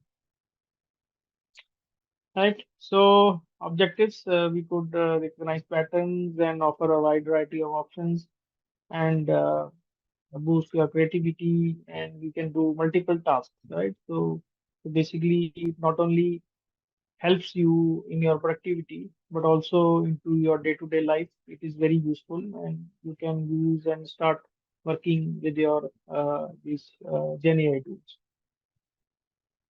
So LLM, so it is called as large language models. That is your foundations, and it helps human to do various human-like text or generate human-like text across various tasks and domains, right? Okay. Okay. So then why we call it large? Large refers to a significant amount of size and complexity of these models. So as I already told you, ChatGPT 3 has 175 billion parameters. So parameters is basically your weights, right? We call it, right? In which these LLMs have been trained on. Okay. So these LLMs have been trained on large amount of data. So data like in terms of your GBs or petabytes or TBs, you could call it. Okay. So it is impossible to train these large language models onto your system. Okay, right? So you need high computing power, you need high hardware resources and much powerful GPU machines to train these high powerful TPUs or GBs or your TBs, right? Right? And then also the machine capability also you need it. Okay. So language because like the primary motive is that it is your natural language processing, so NLP, right? So this is in the NLP domain where you have your data which is feed as a text. And the model, so model which we use is basically your transformers model and is your decoder based architecture, right? So which helps in generating the sequence of text. So these are some of the widely used LLMs like ChatGPT 3.5 or 4 that we have been widely using it. Okay, so that we already discussed that it has multimodal capabilities, including power to process different formats like text, images, or videos. Okay, and it helps to generate the content, text summarization, sentiment analysis, or data extraction or language translations. Okay, so this all examples we have seen yesterday. We have seen how we can convert one language, one text to another multiple languages, right? Or sentimental analysis, or text summarization, or data extraction. So data extraction today we will see that how we can leverage this part. So these are the different models built by different companies, right? And every company offers some of the services to its clients. Okay, and they say that we are the best, and there is no hard and fast rule that which LLM is best. So it depends upon your use case and on to use that how you are trying to use it. And these models are keep on updating themselves, right? So as we speak, so there could be another version which could be released shortly, and this could be much better than your GPT-5 or your Gemini or your Cloud, right? Okay. So these are some of the free or open source tools so that we have discussed, right? And you can just explore these tools. Like so, some of the tools are free, and some of these are chargeable, and some come with 1 month subscription or a 15-day subscription. Okay, so these we need to understand. So then we did activity that how we can just create our resume using our chat GPT and update with our requirement of a job alignment, right? Then what is a prompt? So prompt is a natural language text that helps to perform a specific task, and prompt which will lead to a focused and a useful output, and it helps the bridge between the user intent and the AI execution, right? So yesterday I told you clearly that prompt should be precise, should be accurate, should be correct, and it's something like that you are trying to tell something to your 2-year-old child, explaining things, and that should be clearly and well constructed. Okay, it should be structured enough. So without the proper structuring and the uh, um, proper length, so the model wouldn't understand, and it can give you vague results. So prompt, how does the prompt works? So it's a uh, it's a straightforward question. So when you are trying to put a straightforward question, the language model provides an answer based on the training data. Okay. So how does it work? Let's say you are trying to ask a question, and this question is being asked to a model which is being trained on huge amounts of data, right? So the data, if I talk about, so data is your common crawl. If you try to search on the internet, so this was the C4 or the common crawl data set which was used.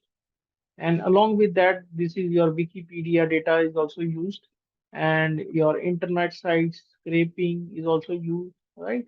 And your news feeds and other things, right? So lots of data is being used for the training purpose. Okay. So sometimes it happens like when you are trying to ask some questions to the LLM, okay, the recent one. So let's say the Indian Prime Minister went to some country, right? Okay. So this is the recent news. Okay. So this recent news, if you tell to LLM, so maybe wouldn't respond because he wouldn't know that data is not fed here. Okay. The recent one. Okay, so data must be up till some certain point. Let's say today is 26th or 27th, right? Okay, so 27th of July. Okay, so maybe the data is being fed up till 27th of June, like last month, 1 month is been updated. So this up till 27th to 27th July, the data is being not fed into this LLMs. Okay, if it is the data is not fed, it cannot tell you the events happened in this course of time. The recent one cannot because the data is not available, so he cannot predict, and it might give you vague answer. Okay, fine. So this you need to understand if you are trying to write some prompt and ask some question which the training data hasn't been fed or it has been the recent one. So it will try to generate some answer. That is for sure, but the answer wouldn't be correct. Okay, so think it in this manner. So if I try to tell a 2 old year kid that what subjects did you read in school? Okay, so she might do a tantrum and say that I didn't eat the food, I didn't go to the school, something like that. But she will try to give the answer, but the answer is not correct.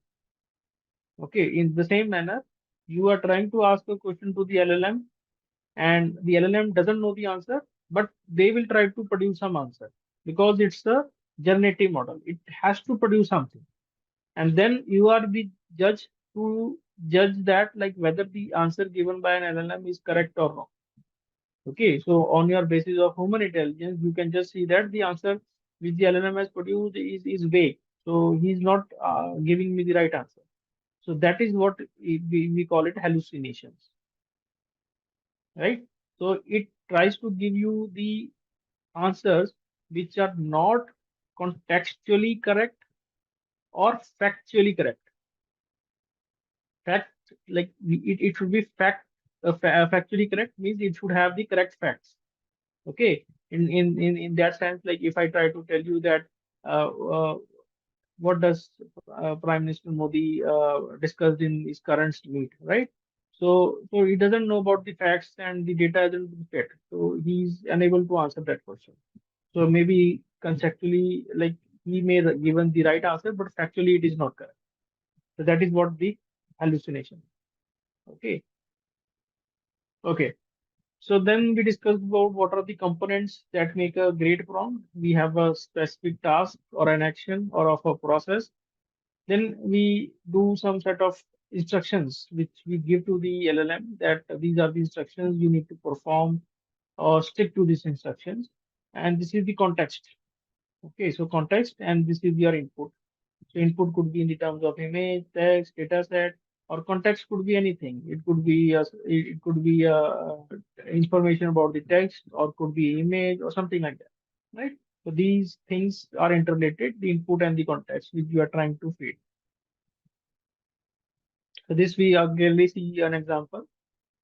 So this was the task which we wanted to create a brief narrative.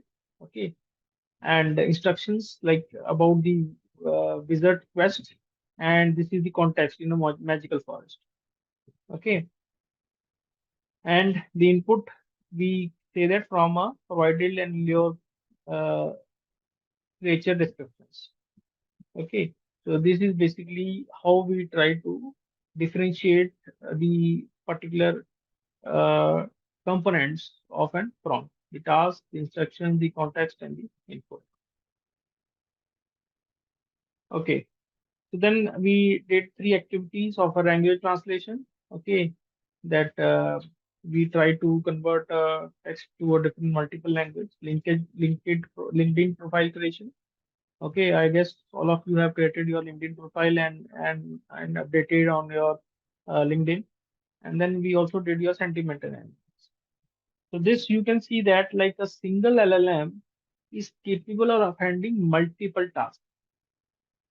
Okay, so we can also do a classification, we can do a text generation, okay, and here we could do a machine to machine or language translation. Okay, so these are the tasks which we intend to do in our day-to-day activities or day-to-day life. Okay, so this was a LinkedIn profile and sentiment analysis. Then we discussed about the multimodal capabilities. So what are multimodal? So there are five kind of modalities which a human being has. Touch, we have, then hearing, then we have your speech, right? Then we have text, or then we have your image, right? Okay. Then out of that, this hearing, speech, and your text and image. So these are the modalities which your LLMs can process. You can give a text document, you can give an image, you can also give a speech, which could be converted to text or speech to text. So this is the power of your LLM, right? Okay. So then we also see one activity where we are trying to give a image of the US, and then we are trying to ask some questions that what are the possible tourist locations and how we can plan our stay in that country. Okay. Yes. So then we also see the negative or your sentiments, customer feedback. Okay. So this activity, we need to do it. So let's try to do this activity, guys. Okay. So we will use a customer feedback. Okay. So this feedback is in the CSV, right? So we have a customer feedback CSV. So that we wanted to put it into positive, negative, or constructive. Okay. So So let's try to analyze the customer feedback collected after a major sales event, right? So the objective is to identify areas of success and opportunities for improvement, thereby enhancing his future sales strategies. Okay, right? So in the previous sessions of pandas and your numpys, right? So we did this activity quite often, right? So we have your customer sales data, and we wanted to increase the customer sales, right? And we wanted to predict the future sales also. Okay, so instead of doing all these operations, so we can just put this CSV into the LLM, and we can just ask them, okay, give visualize the results, give me some pre-processing steps and everything. Okay, so it will try to understand the context from the CSV and try to produce the results. Yes, so Pooja, your limit has been reached. Your daily limit has been reached. Okay, because the thing was that, like, that is what I was trying to tell you, that if you are trying to use the ChatGPT, okay, so it has a daily limit set. Okay, so that is why, even like, I don't know, like maybe like this would continue in this particular session or not, right? So my limit could also expire, right? Today you haven't used it. Okay, so I don't know, like, because they have the limit of the tokens, right? I told you. Okay, so that is why they are trying to tell you. Okay, so you can just write again tomorrow. Okay, right? So that is what I can tell you. Okay, so let us try to see what the output they have given us. Like the output, the data set contains customer feedback with relevant columns like review title, name, rating, date, category, comments, and useful. And in the comments field, they are trying to take the positive, negative, constructive, and neutral. And here is the value counts of each of the comments, right? So then it says that it seems like I can do more advanced data analysis right now. Please try it again. Okay, so this is something you can get more often when you are trying to use this, because you are trying to hit their servers and their servers could be busy right now, and they could say that, like, we cannot do some advanced analysis. Okay, because it is a free version, guys. So understand this thing. So they are trying to market this and trying to ask everyone to pay for it so that they can use their service. Okay. So sometimes like it can do the analysis, sometimes it won't do the analysis. Sometimes like it will say that your limit, your daily limit has been reached. Okay. So I used the ChatGPT a very long time ago when it was into what we say, into a beta version, right? So now Indrajit is saying that I've got the pie chart. Yes. Okay. So I didn't get the pie chart, but I got the pie step-by-step Python script. Okay. So this is your Python script in which you can run this Python script. You can copy this Python script and then you can just see that what is the pie chart, and accordingly you can just see that. Okay. So it is very easy. So when you are trying to write some code, and this is how it says. Okay. So Ashish is also given some pie chart, and this is yes. So you can just ask Indrajit, like, can you give me a Python code snippet to run locally generated pie chart for the customers feedback category or something like that? Can you generate the step-by-step code? So by asking this something that you need to give me the code, so it will try to generate the code for you. Okay, right? Okay, so to make sure your Python packages has been installed, and try to run this and see for yourself. Okay, so this is how the code generation it does for you. Okay, so that we were trying to discuss in the theory part, that not only sentiment analysis, your summarization task, or your text generation, right, and multimodalities, also the code completion and your code generation also it will try to do it. Okay, so this is very powerful, but use it with caution, and use your brain also, because whatever they are trying to tell you is something is right, but you are the judge. Okay, because as I told you, don't take it blindly. That always your chat GPT and these LLM models may be right. Okay, so you just need to verify your data also sometimes. Okay, so that is why your human evaluator or a human expert is needed to evaluate these chat GPTs or your large language models, right? So sometimes the other way around, I've been seeing some news that somebody was using this chat GPT or this LLM model for a quite long into their code bases, and accidentally by like someone told ChatGPT to run some script, and accidentally like it tried to delete all the entries, and it popped a message that oops, that I deleted the entries. Okay, so that could also be done because it is a generative model and it can interpret your query. Okay, but the query which you are trying to write should be crystal clear and precise so that it may not interpret it wrong. And if the interpretation is wrong, and it may lead to some disappointing results, as I was trying to say that it deleted all the database entries, and it would have a huge impact. So if you are using something like that, try it first and then use it on the production or some environment. Don't try to blindly use it, because what these guys I understood were using like in every ID, these tools get integrated. Okay, so when they are trying to write their code in some integrated environment and in your ID, so they are trying to ask the LLMs to do the job for them. Okay, in that process, the database entries got deleted. Okay, so maybe you can just listen also, because this thing is limited, right? Okay, okay.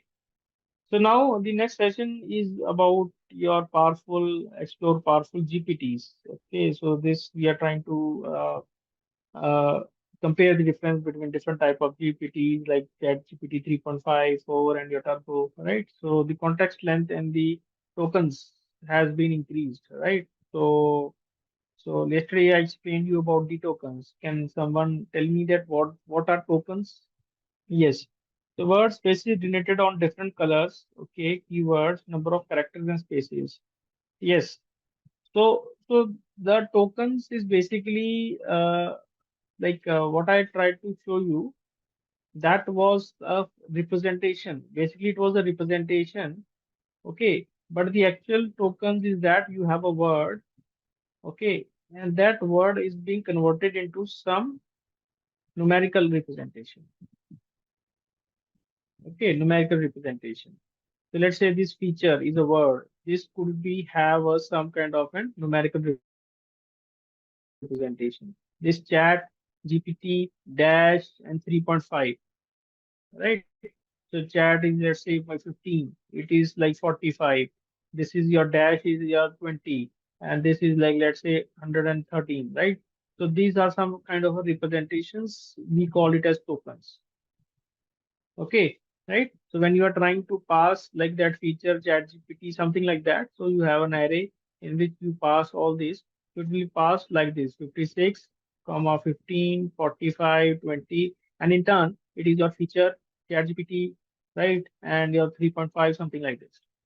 So this is how it is being represented. So this, you can see that there are 6 tokens, right? I want to go to college, right? And these tokens would be represented in the form of token IDs. So 40 is being represented by I, 1682 is represented by want, 316 is represented by to, 810 is go to, and this is to, then this is college. So this is what they are trying to represent it by using this thing, right? So let's say I further say that yes, so there is some logic, Puja.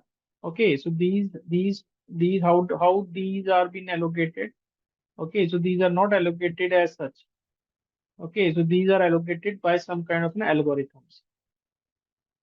Okay, so this algorithm is byte pair encoding. Okay, so byte pair encoding, what it does is, let's say,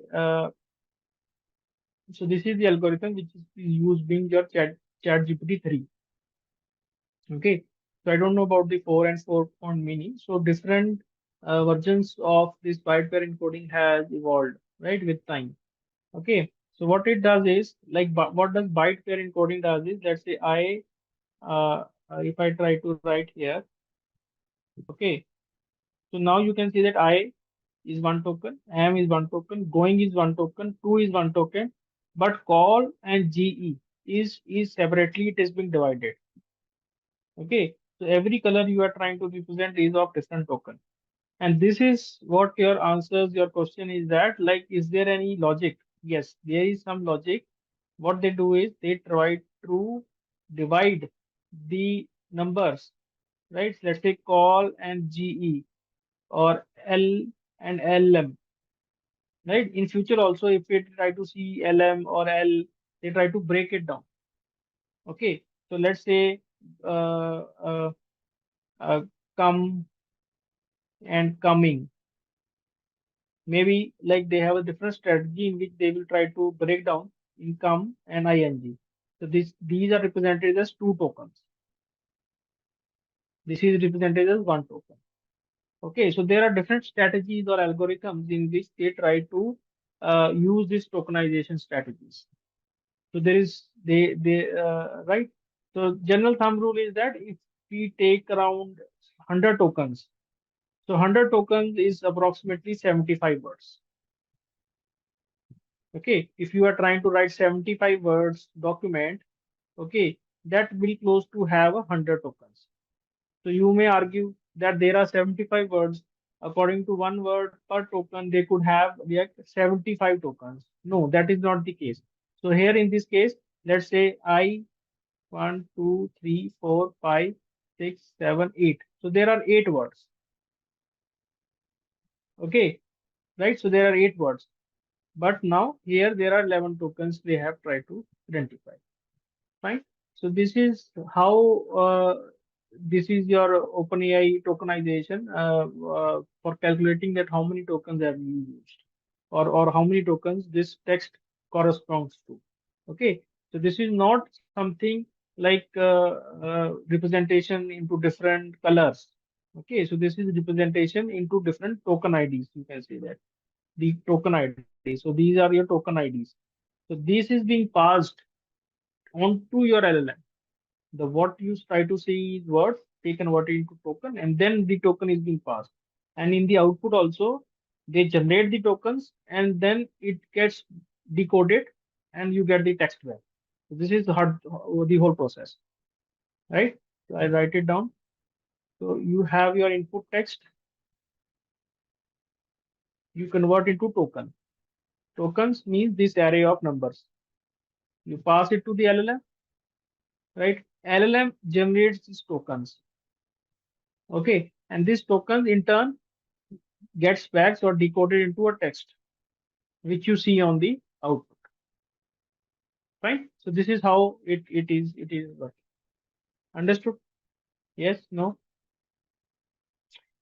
So how many tokens we can avail on daily basis for a free chat GPT? Okay, so that you can go there into that particular uh, uh, in your this chat GPT. So there could be a daily limit. Like I don't know, like basically because you need to check. Okay, so that is the case because they keep on changing because this chat GPT which I have used is your beta version, right? So when they try to release some 100 or 2000 customers, so there I've used it. Like I put an email and then they try to send me the link.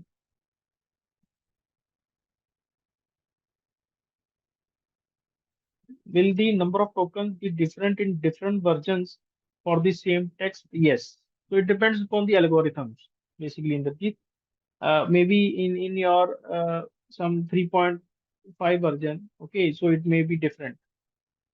Okay, so let's say this is having 11 tokens, and in the ChatGPT 3, so it may be different,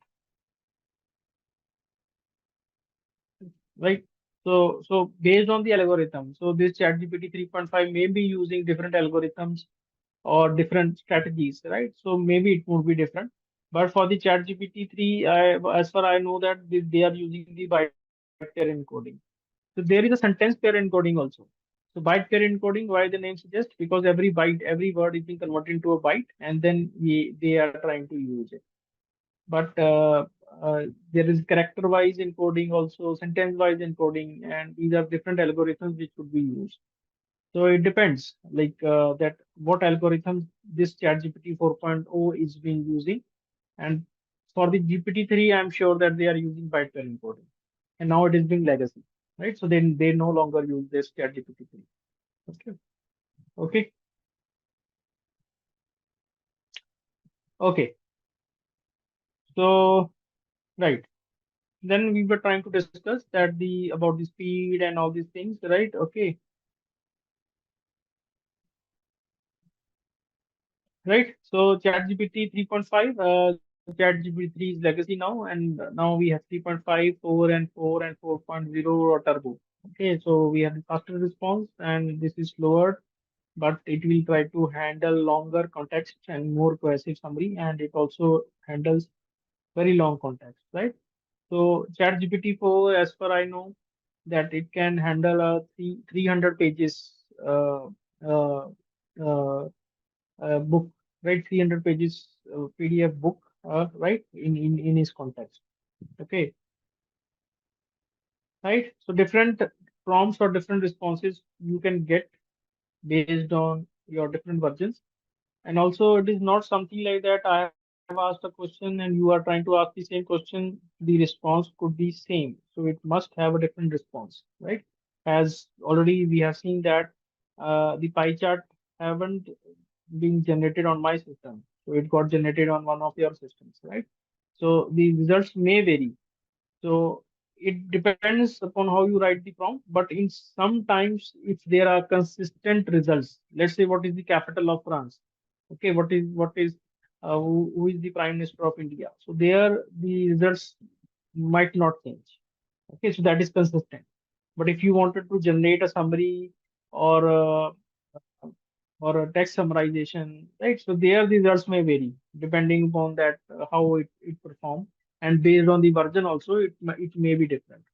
Okay, right. Okay, so now we stopped here in your yesterday's session. Okay, so now we'll be focusing on writing such as content generation, writing assistant, or editing.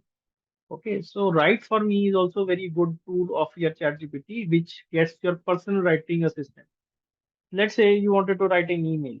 Okay, so there you have some of your context and you wanted to craft it very precisely and in a humble way. You wanted to tell your manager that you are trying to apply for a leave, you are not well, or something like that, or you have made a project presentation and this is the outcomes and this is the findings.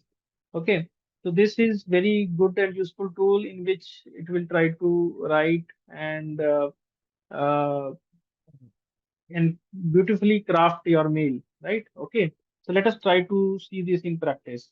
Okay, I will try to, if we copy the contents of output, will that also count in tokens? Uh, no, copy the content means I didn't get you, Pooja. You are trying to write one input prompt, okay, and send it to the written this sentence, right? So these are the tokens, right? Copied my resume today. Copied in the sense you copied your resume and uh, put it into the chat GPT. This is what you are trying to say. So let's say you are trying to copy your resume and put it here. This is what you are trying to say. Okay. So I tell you. Okay. So what is the okay. So yes, yes, yes. So now yeah, I got your point. What you are trying to say is okay. So the thing is that let's say this is your resume, right? So this is your prompt basically. Okay, this is your prompt. Okay, this is your input prompt. Input prompt. Okay, so these are having some, let's say, 200 tokens. Let's assume it, right? Okay, and this is your output, right? Okay, so this is the output, and this is also having, let's say, 150 tokens. Okay, so together they are being added, and this counts that how many tokens have you used. So your 350 tokens has been expired. Okay, right? So the moment you try to write the input, so these tokens has been calculated and how much you are trying to ask, okay, and the output which they are trying to generate, that is also calculated. So this is how it works. Understood? Maybe you have written or copied your resume or given your resume, and also you have given the prompt. So this resume plus this prompt and the output. So these three things are being held accountable for your token calculation. Okay, so this is your chat GPT writer. Okay, so let me clear the screen. Okay, go to this site chatgptwriter.ai.app. Okay, and here, so here you can see the interface. So interface looks pretty much good, right? So here you can write an email asking a satisfied client for a referral or testimonial. And here you have your models, right? So these are all the models. So ChatGPT Mini, Gemini, right? DeepSeek, right? So DeepSeek reasoning, right? So basically, like you can also fiddle with other models also, and you can have a writing style, how professional, casual, forward, persuasive, friendly, and you can also have a length that give me a short length, medium length, or a long length, right? Okay, so you can just use any of this. So let us try to uh, do one activity. So I'm trying to write a blog post for our new eco-friendly reusable water bottle product. Right, the blog post should introduce the product and its unique features. Okay, so first I am trying to give some instructions that the blog post should give the product its unique features, discuss the importance of reducing single-use plastic in our daily lives, and third is highlights the health and environmental benefits of choosing our sustainable water bottle. Okay, these are some of the instructions which I'm trying to get it. Okay, okay, how do you open this writer app? So just click on this. I'll just which is informative, engaging, and persuasive, right? So writing style, we can also set this tone to connect with the health conscious and environmentally aware individuals, right? So here we can just ask that we can have regular ChatGPT or Gemini, right? So this is intelligence rank one and speed rank is also one. There is a rank two and a rank something like that, right? Okay. So these are all paid versions. You can also use DeepSeek also, right? So just you can just fiddle with it, any of it. Right. So let us try to use it and see what the response is we are trying to get. So you can see and you can try it out. Okay, let me share the prompt with you guys. Okay, there's an app also for this install ChatGPT writer also. You can download the app also and install it, right? Okay, so whenever you are trying to write an email, so this also gets populated there. Okay, so you can just try it out and then you can just uh, experiment with it. Okay, so that chat GPT which we were trying to use it, the this chat GPT. So that was your normal chat GPT, right? Okay, so it can take the task uh, like your normal tasks, right? But this was specific to when you are trying to write something. Okay, so the more enhanced version. Okay, so this is your general chat GPT in which you are trying to ask it. Okay, so then we will also use your Canvas AI, which you are trying to use it for the designing purpose. Okay, for the specific task, there are specific chat GPTs have been built up on the top of that, where you can ask questions and then it would be very useful for it. Okay, so earlier we were using some Grammarly tool, right, to correct the errors of our writing style. So now these chat GPTs, like you can write an email, you can correct that email, you can just ask them so that it will try to generate an email for you, and which is very uh, tone friendly or your nice looking or formatted and with correct grammar, right? So these are the things which you can do it. Now you can see that, right? So here it is coming out to out of the 15 free responses used. So out of the 15 free responses, so only two have used and rest you can see. Okay, so that is like then it will try to ask me for the upgrade. So basically, like there are no free lunches, and these GPTs have been. You need to be cautious while trying to handle it, right? Okay.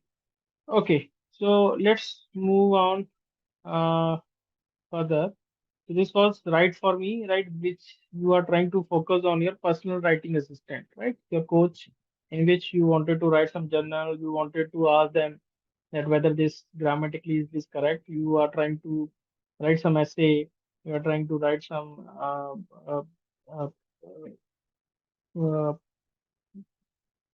uh, some summary, right? So an idea, right? And you wanted to uh, tell the GPT to be your personal writing assistant coach. Okay, right. So that's the next tool is your Canva AI. So in it also helps in your increasing efficiency in tasks or workflows. So Canva AI makes the designing easy by creating designs. Okay, from your description. So let's say you wanted to have a design created, and you have a some idea in your mind, and you write that idea, you note down that idea and try to give that in the form of a description, and then you can just uh, make that description into a creative design. Okay, so let's try to see this in action. Okay, so let me open this Canva AI also. Mm, it is not there. Okay. Okay. So go to the internet and you can just I'll give you the link. Okay, so let's see whether this is open. So what I'm trying to give it a prompt, create an image for the social media post to announce the launch of Sunrise Brew. Okay, so there's a launch for the Sunrise Brew, and I wanted to create a social media post. So the image should be show the warmth of the morning sun and the rich flavors of the caramel and a chocolate. Right? So I wanted to generate an image because I have a launch of my brand, and I wanted to use the elements such as sunrise or morning light and a steaming cup of coffee to suggest a fresh start of the day. Okay. So now the reason why I've given you this prompt is that so you can see the wording of that prompt with the precise, clear instructions telling the ChatGPT that you need to do this. Okay, use these elements such as sunrise or morning light, right? To and a streaming coffee to suggest the some information, right? The instructions which I'm trying to give you. The design should be welcoming and energizing and include the text. So I wanted to include the text introducing sunrise view. Start your day with flavor adventure in a clear font. Okay, you can also specify the font, spacing, sizing, something like that. The style should be modern and clean and targeting your young professionals and coffee enthusiasts. Let us try to hit this and see what that happens and what it is generating. Okay, so this like what it does is that this ChatGPT.Canva is trying to load an external plugin, right, which is your Canva plugin, right? So it goes into the Canva site and it talks to that. It pushes this query to the another platform and take that response. Okay, so this is basically they are using some external tools to divert the information or divert the input, and from that input they have been using this information to get the output. Right now you can see that,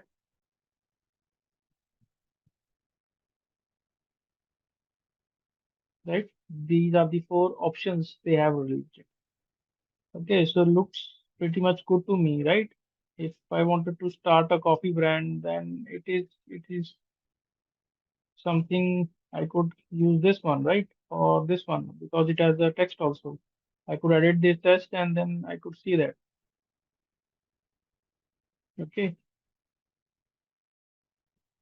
So here also I could edit some text. Okay. Fine. So this is also a very good tool in which so here you can see that talk to ChatGPT plugin Canva.com, right? So from this, it is trying to deviate this information to another tool, which will get uh, the input and process it and takes the output and back it is being displayed here. This is how the whole process is done. So it depends with maybe like your screen is getting different, or maybe it is there. It is available in mobile apps too. I haven't checked it. You can go and check it also because I don't know. Like I haven't checked it. So ChatGPT is being available in mobile also, and if it is having the mobile version, so you can just check it yourself. Yes. So options are coming different. So yes, maybe you are getting different options. As I already told you, that when you are trying to ask some questions, so the questions outputs, the generated outputs may be different for different persons, and also depends upon the version you are trying to use for the ChatGPT.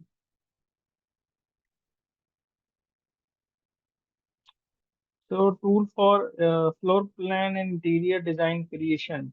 Okay, so this tool could also be best because Canva and this thing. Okay, so you can explore because I have not gone in this direction that which tool is best for floor plan.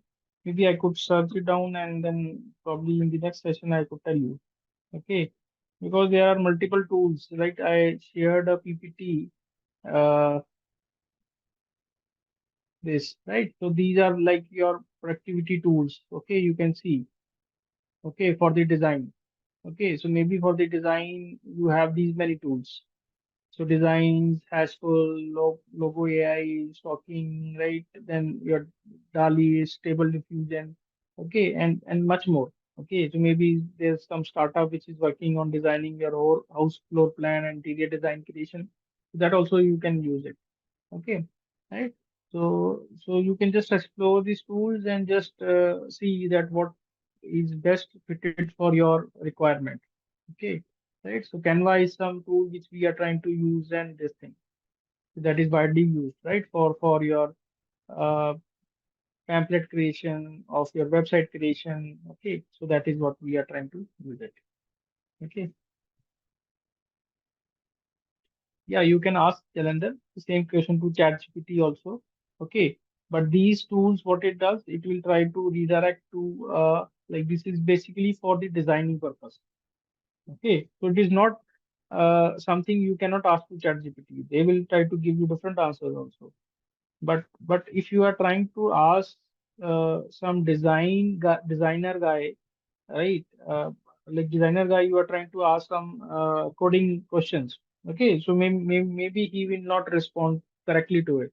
But if you are trying to ask a designer the design-based questions, so he may give you the correct answers. This is what we are trying to do. This Canva tool is basically for the designing purpose only. If you have wanted to do some designing thing, so then this tool is the best. Okay, if you go for the journal, so journal your chat gpt is best. Okay, and here then write me if you wanted to go and elaborate or expand in that writing terms so that you can use it. Okay, so now this is another tool, this which helps in coding, which is your automatic code generation, code reviews, or even educational tool for learning programming, right? So Designer GPT is a specialized AI design to instantly create and host beautiful, responsible HTML web pages tailored to user requests. So, for example, you have a something website in mind, right? And you wanted to do some coding, okay? And you want to generate the code for you, and then you can use this code to build beautiful websites of functionality, okay? So this is the tool which you can use it. So this is your Designer GPT. So let us try to use this. Okay. So provide a design concept for a website or a product landing page of an online store. So design should include a header with the store logo, right? A navigation bar, a hero section featuring the main product, sections for the product details and testimonials, and a footer. The design should be visually appealing with a balanced colors and scheme and a clear topography. Right? So just try to hit this and we will see what it will do. Okay. So basically, like if you are trying to, okay, just see what the, because it is not giving me the, give me the code. Okay. So it is trying to ask that which image source you would like to me to use for the hero section and the product images, right? Uh, so I will say Dali. Let's try to see. Also, guys, let me know what output you are getting. So let's try to see different outputs. Yes, the Pooja is getting nice designs, right? So it looks impressive. Mine is still downloading. So such realistic designs it is trying to produce.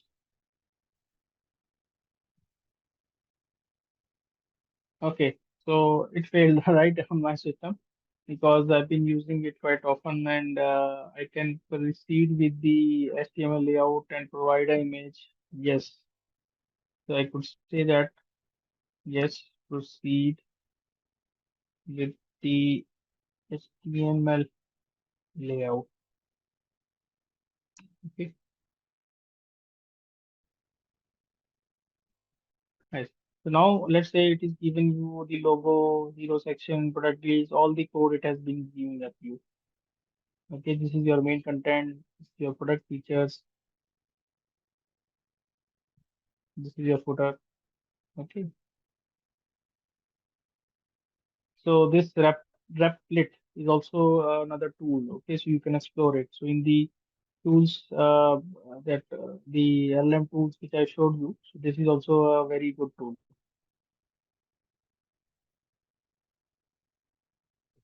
So placeholder is used for the image until the DALE image is ready. So there could be a placeholder in which this could be your link. This the image source. This is the image source, right? So this is the placeholder. You can just put your image there and then you can just see. Yes, Nina is also getting some nice designs. So it's looks so realistic, right? Okay, so you can just change the name of your store and the product details, right? You can just write it down, okay? And right, so it will also save a lot of time and effort, right? When you are trying to build some website and the coding also it will try to give it to you. Yeah, this design is also good. Okay, so now you can see that like there are like 10 different designs which we can get by a single prompt, which 10 people are writing simultaneously, right? Okay, right, and the kind of in images which you are trying to get is very impressive. Okay, so the designs look realistic to me, right? And based on this, you can create your website and you can just uh, tell them, right? Okay, so by simple prompt, right? So you can just try to ask some questions and from that, like it will try to give you some realistic designs and give you the output, which is for the research and the analysis, right? Let's say you are trying to do some research and this is a consensus tool, which is a scientific research assistant leveraging AI to synthesize insights for academic papers. Okay, so what it is does is, let's say you wanted to do some research and like you wanted to solve some kind of an problem, right? For that, you need some research to be done.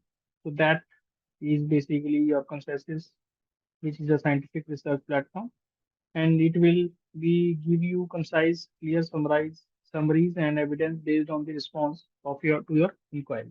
Okay, so let us see this in practice. Okay, so I have given you the scenario as well as the prompt. So let us try to see what is the scenario. So scenario is that a researcher is conducting a literature survey on the impact of large language models on the natural language understanding, that is your NLU task. So they aim to gather and analyze recent studies that explore the advancements in LLM. So the recent advancement in LLM, particularly in the areas such as question answering, text summarization, or sentimental analysis. And the researcher is intent to identify key trends, challenges, right, and potential future directions. So based on this, they plan to highlight the role of fine tuning and transfer learning in enhancing the performance of LLM on various NLU tasks. So this is the scenario in which the researcher is trying to give it, right? So what prompt? So this is the context or the scenario which we are trying to provide. Based on this context, which we intend to solve it, we are trying to conduct a literature survey, right, on the impact on the large language models and focusing on the recent studies that involves your question answering, text and summarization or sentimental analysis, analyze the key trends and challenges, okay, and give a summary of your finding, highlighting the potential future direction for this research in this area, right? Let us try to see what it will be the answer. Okay, so now it has clearly defined me the summary. Okay, so and the summary it will try to tell me on the basis of sentimental analysis or question answering or the text summarization. According to the task, it has been separated out. So beautifully, it has given me the links of that papers also, which I can just see and check. Right. So if you are trying to do some research, and the first and the most important thing is that you need to gather information that what is basically uh, what basically it is being developed or the research is going on in that area, right? Okay, so you just need to do some market analysis of what all papers have been released, and based on that, in what direction you can head to. Okay, so you can see that advancements in question answering, right? And these are the papers, performance in text summarization. So these are the papers, and then multilingual low resource adaptation. Okay, this is also very paper which is the recent 2025 2023, right? Okay, challenges and the gaps, performance gaps in low resource settings or hallucinations and robustness issues, right? And future directions could include your bias mitigation and explainability, right? Okay, so this is something like if you are trying to do some research work. So this is basically your consensus uh, platform in which it will try to give you this thing. Okay, so the next tool is your universal primer. So this is also very good tool in which the fastest way to learn everything about anything, right? Okay, so this we also gonna see. Okay, so let us try to see this in action. Okay, so you can try it out on your own also, right? If you have a particular scenario. So this is a scenario in which what we are trying to do is we are trying to clarify the concept of chemical equilibrium for high school students, right? Okay, so the scenario is that Alex is a working professional with a background in engineering, preparing an important project presentation that involves understanding of chemical equilibrium principles, right? So despite his experience, it struggles to grasp how changes in pressure and temperature and concentration impact on chemical equilibria according to the Lee-Chatter's principle. So basically, he just wanted to understand the Lee-Chatter's principle and how the changes in pressure, temperature, and concentration impact your chemical equilibrium. So he wanted to seek straightforward explanation with real-world examples to deepen his compensation and facilitate practical application in his project work. Okay. So now the prompt is that offer a practical explanation of Lee-Chat principle and its relevance in chemical equilibria tailored for working professionals. Describe the influence of pressure, temperature, and concentration in on chemical equilibrium. Right. Okay, so this is the prompt. Okay, so we can directly put the prompt and then we can check. Okay, so it has given me the high level overview with analogy that how like we can use this Lee Chatler principle that offers technically regression immediately in the near industrial or engineering context. Okay, okay, so you can also come up with your own basic prompts, right? And if you wanted to learn something, if you wanted to be curious about how does it work, then you can just use this. So basically, what we have done is we have used four different tools, which is your ChatGPT writer, then we used Canva, then Designer GPT, then Consciousness, and your Universal Primer, right? So according to your use case, you can ask to your normal ChatGPT also, but these are specific because it will try to direct that site in which they can access that information. Okay, right? And then it can use that. Okay, so make sure that you are like when you are trying to use it. Okay, so use with the caution and try to clearly express your views or ideas in a much clear language. Okay, so that would help. Okay, so for this, like we and come to the conclusion of this, not this session, but this slide, that Gen AI is a subset of artificial intelligence that leverage machine learning and deep learning techniques to generate data, right? So LLM could be classified into several ways depending upon their functions and the users. Okay, functions like let's say we have different types of tools which we are trying to use it. Okay, so that is how it is being classified in several use case or several different domains we can call it. What are prompts? Prompts guide the Gen AI to understand the context and specific requirement for the task. We all know, right? So we talk to these LLMs or the Gen AI by using our prompts.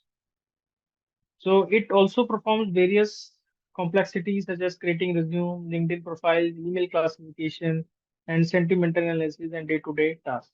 So which we have clearly demonstrated how it is very effective in creating our LinkedIn profiles or creating our posts or Instagram posts or messaging, right? Or blogs, right? Okay. Then the multimodal capabilities, right, which we have the images, videos, or could be text, can simultaneously process and generate various types of data such as your text and images. Okay, right. So this was the key takeaways, right? So let's try to optimizing Gen AI models. So this is the topic we are trying to do. So Gen AI design various types of creative content, right? So that we already seen, including your images, text, and music, emphasizing its role in creative endeavors.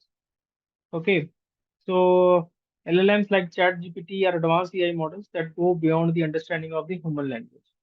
So there are other than ChatGPTs also that we have not explored, but in the coming sessions we will be exploring those as well, right? Like your Gemini and your Cloud or your uh, Olama, right? And your DeepSeek, right? So these are some of the chat GPTs which offer some free tools are there, some paid tools are there. Okay, so that will also do it. We will also try to explain you that the practical APIs implementation, that how we can use it in our code. Let's say we are trying to build some code or a platform, right, which uses this Gen AI tool. So that also I will try to make sure that you have an APIs. Okay, so you can get these APIs from OpenAI, and you can write your Python code in which you can build your own Gen AIs or Chat GPTs. Okay, right? So what you are trying to do is you are trying to build a platform where you can write something, and in the internally your API it would be called to your OpenAI, and then it will feed the response and you will provide that response. So that also we can do it, right? So that also I will try to, if time permits, I will try to have a session in which the API processing I will try to teach you. Okay, right? So now. So we have seen that like the how the summarization happens, right? If you are trying to provide the prompt. And in this end of the session, what we will do is we will try to generate effective prompts and optimize interactions with GenAI models. Okay. Now the only thing challenge what we have is that how to write the prompt. How to write the prompt. Okay. What are the ways in which we can write effective prompts? Right? Because all these things matter a lot, right? The prompts which we have written has given us right kind of information what we are trying to achieve. But what are the ways? What are the frameworks in which we can write effective prompts? Okay, so that we will try to see. Advanced prompting techniques such as zero shot, few shot, chain of thought, self consistency, and tree of thought uh, generate the desired output from the Gen AI models. So these are some of the techniques which we are learning now in this particular slide, that how we can leverage these things and improve the uh, output according to our use case. Okay, so this is what is called as fine tuning. We are trying to fine tune our prompts. Okay, right. So let's say how it will help, right? Let's say you have an LLM, okay, and you write one prompt. P1 is the prompt, and you feed this to the LLM, and it gives you output. Let's say O1. Okay, so now as a human, you will see that this output is not perfect according to my specifications. What you will do? You will have a feedback mechanism in which you will try to update this prompt. Okay, right? So you will modify this prompt to a little bit that it would have some clear instructions. And if the instructions are missing, then you feed again to the LLM and generate the output too. Okay. And then you will check whether this output is what I need. If not, then again you need to refine this prompt. Okay. So this is what is called as instruction fine tuning. So the instructions or the prompts which you are trying to use, you are trying to fine tune that according to your use case. And you try to do up till now that when you get the desired output.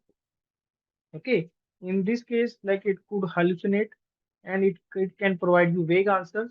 Then you need to change your prompt and then try it again and again.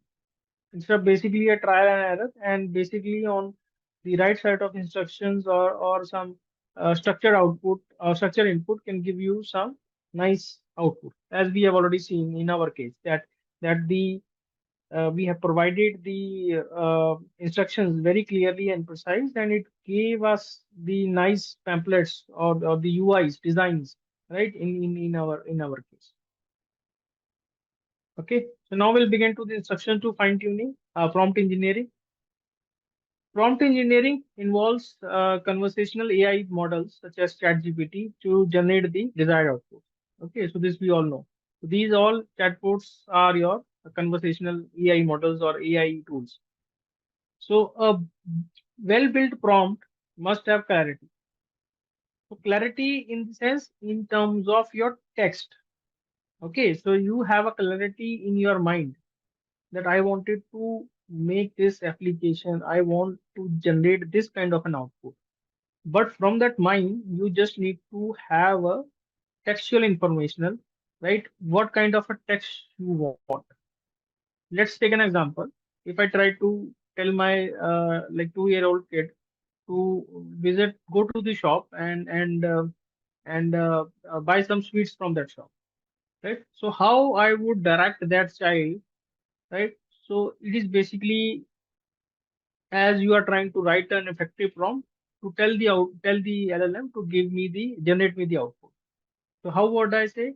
I would say that okay, uh, you come out of your house, okay, and you drive or you walk around 50 meters, okay, and then you see a left turn, and you again go 10 meters, and then you see two shops, okay, and from one of the shops which named, let's say, grocery store, so you go to that shop, buy some sweets, and come back the same distance as you have walked. Okay, so this is the set of clear instructions which I am trying to give it. Exact information that you walk this much space, you go left or you go right, and then you go to the shop, ask the shopkeeper, like give him the money if he asks, right? So purchase something like 5 rupees coffee or 5 rupees candy, right? Something like that, and then come back. Okay, so this is a one kind of a prompt which has some kind of a clarity what we are trying to achieve, and with the specificity, like specific instructions have been given: go left, go right, 10 meter, right, 5 rupees, okay, candy, right, and come to house, right? Okay, the format, which format? It could be a text format, it could be a JSON format, it could be an XML format. Okay, so these are the formats which are being widely used, although there are many formats which we can use it. So let's say CSV, we are trying to upload a CSV also, right, in the basic context, right? Right, it could be a PDF also, right? So basically that formatting and this should be correct. Okay, and the context, as you already know, that it should have some context, so that should be given to the LLM for an effective communication. Okay, right. So instead of this, I could only say that, okay, bring me a 5 rupees candy. From where, right? From where I need to bring that? Okay, so that is a very vague question. That is an open question, right? Let's say I wanted to travel the world. Okay,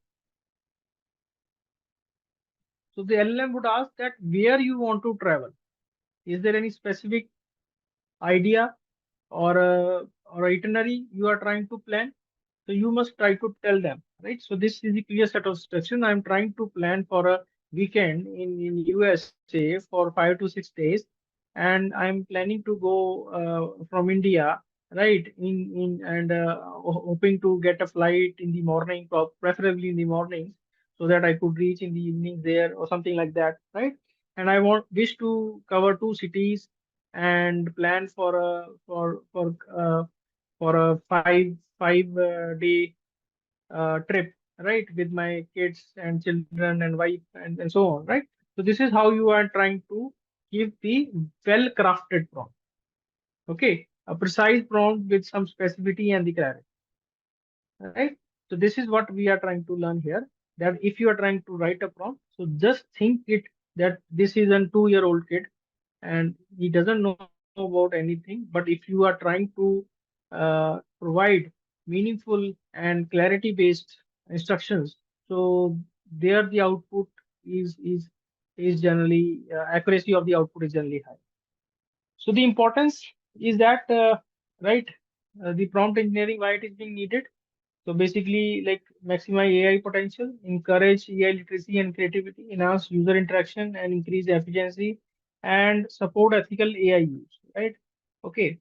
So one thing, like if you are trying to give a AI prompt, okay, and you try to say that, okay, give me the recipe of making bomb, so it will not respond. Okay. So these have been already been filtered out by using guardrails. Okay, so guardrails is basically what it happens is that when you are trying to provide some input text, okay, from the input text, right, so it will try to judge that whether this kind of an information is required or not. Okay, so this is it is ethical for the society or not? Okay, if you are trying to ask that, okay, give me a listing that how many ingredients are there in making a bomb, so it will not tell you. Okay, because this information is being restricted by some kind of an guardrails which works internally in their systems. Okay, because when you are trying to feed that data, nobody looked at that data and tried to validate that data. Okay, so and it feeded that data almost like around tons and tons of TVs data was there, and it got validated. But when you are trying to put an input to it, maybe it will try to give you the output. Okay, so the guardrails are there at the input level as well as at the output level. So both sides the guardrails are there.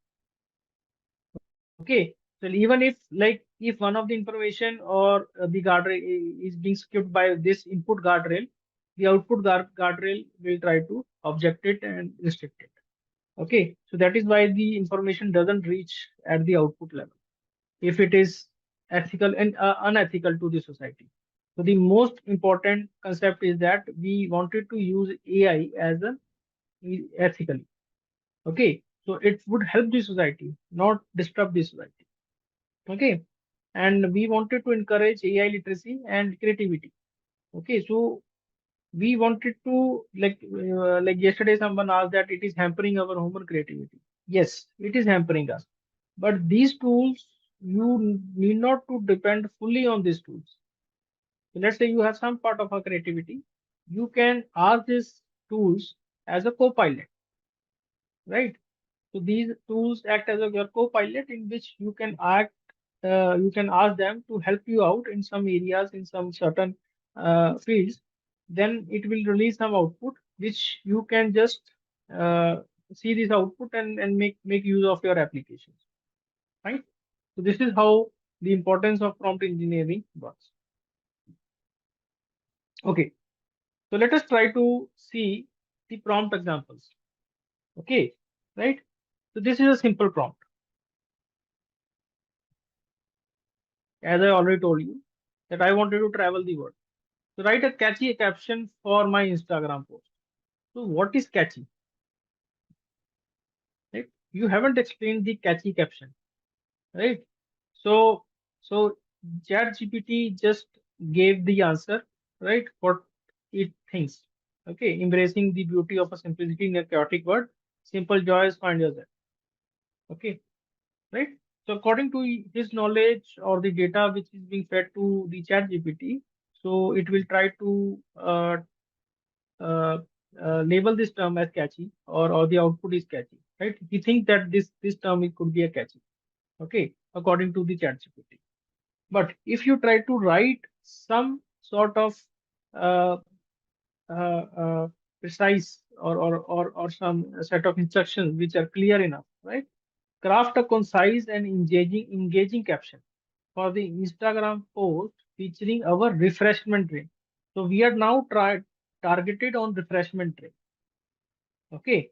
And I want to have a concise and engaging caption. The target audience for this post are young adults, travelers, and partygoers. Okay. So this post has to be kept in mind that which class of customers we are targeting. The class is your young adults, travelers, and your partygoers. And also include five high performing hashtags related to this refreshment. Okay, so now you can see that this was a simple prompt, and this is very engineered prompt in which you are trying to add some details to it. Okay, fine, right? So this is how you wanted to write not just random prompt, but some kind of an engineered prompt in which it will give you the desired outputs. Okay, right. So now we'll move to the advanced prompting techniques, right? So let's say there are some techniques which is called as zero shot prompting, few shot prompting, chain of prompting, self consistency prompting, and tree of thought prompting, right? So these are basic few techniques, right? So there are other more techniques also. Let's say react, reason, and act. So it calls that reason. We wanted to reason the instructions, and then we need to act on that instructions what we provide, right? So there's a car framework also, clue and reasoning framework, right? So first we deduce the clues and the reasonings, right? And then we try to feed it. And there are so many other, like based on the papers which we try to see. So there are multiple frameworks the users have used in terms of this prompt techniques, right? So the basic one is chain of thought, few thought, and your tree of thought, right? Okay. So we'll try to focus on this, and we will see that how it will help when your results are not optimized, and then you can do some sort of tweaking in your prompts, and then it will give you the optimum results. Okay. Yes. So are you following, guys? Yes. Any questions? Any doubts? Yes. No.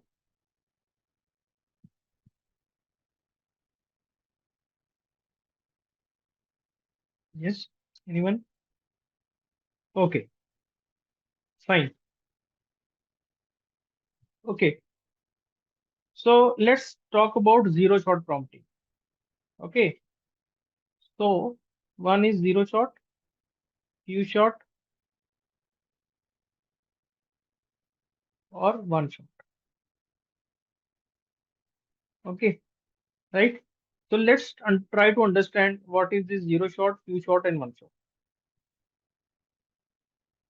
Okay. So zero means zero.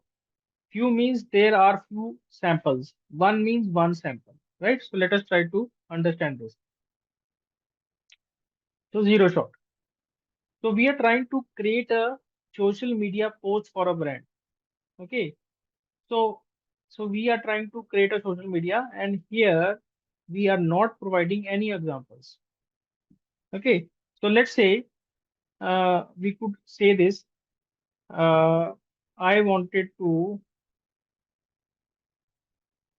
generate a social media post, right? Right. So this is your prompt with the zero example. Example means that you are not providing any example. An example you can provide here. I wanted to generate a social media post. For example, you can give that social media post. So this is something I wanted to generate, right? So you can give one example, two example, right? Let's say you come across some social media post, Instagram, and you find this post very intriguing and you find it very creative. Okay, so let's say post one, and you want to write or do uh, your social media post similar to this post. Okay, so then you can put this post here. I wanted to generate a social media post based on the below post. Okay, so this is like an example of one shot. You are trying to provide some examples to the LLM. Okay, so this was the original prompt, but you are trying to provide some example. If you provide one example, then it is one shot. And if you provide more examples, then it could be few shot.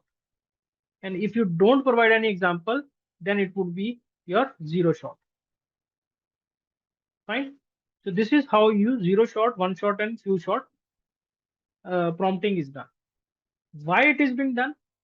Let's say you are giving some additional context to your GPT, telling them, okay, I wanted to generate something, and I have seen something that based on this example, you generate some content. So what it will do, it will try to see this example. Based on that example, it will try to generate it. And if you try to provide more examples, the more is the better. Okay, but this more comes with the cost of the tokens, as I already explained you. Okay, so you can give as many examples as you like, but that comes with the cost of the tokens, right? Okay, so generally it is being seen that instead of providing zero shot prompting, you can provide one shot or few shot, so that helps to give the output better, because you are trying to provide, you are trying to tell something. Let's say there are two friends, okay, right? So so they wanted to shop some kind of a dress, okay, right? So one friend is trying to explain the other friend that I wanted to uh, uh, wear that dress, right? He's trying to explain. So this friend will try to say that, do you have any example of some dress that I could say that? He said that yes, I have some dress. So this dress looks something like this. So then this guy, the guy too will explain, will reason it better, and it will try to understand it better. That okay, so this guy is trying to look for a dress which looks similar to this pattern. Okay, right? So this is what we are trying to do here also. That when you are trying to feed the inputs to the LLMs, so you provide some example. Let's say this is the example. of some picture or design that I just want. Then based on this design or example, you wanted to generate me some output. Fine. So this is your zero shot prompting. Okay. Okay.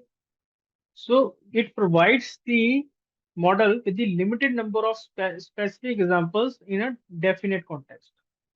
Okay. Right. So it will not train the model. So this you need to understand, it will not train the model.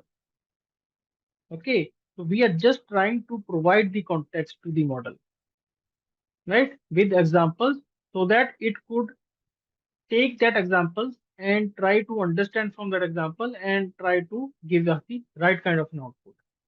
So this could be called as in context learning. We are trying to learn in context. We are trying to provide that context, okay, inside your prompt, and from there the LLM is trying to learn itself from using that examples. Example one, example two, right? So this is a kind of an data which you are trying to provide to the LLM, and from this data, it is trying to learn in context. This is called as in context learning, right? Fine. So this is what it does. So generally, in context learning or providing examples is a better way in which you can perform the accuracy of your output. Okay. Understood, guys? Yes, no?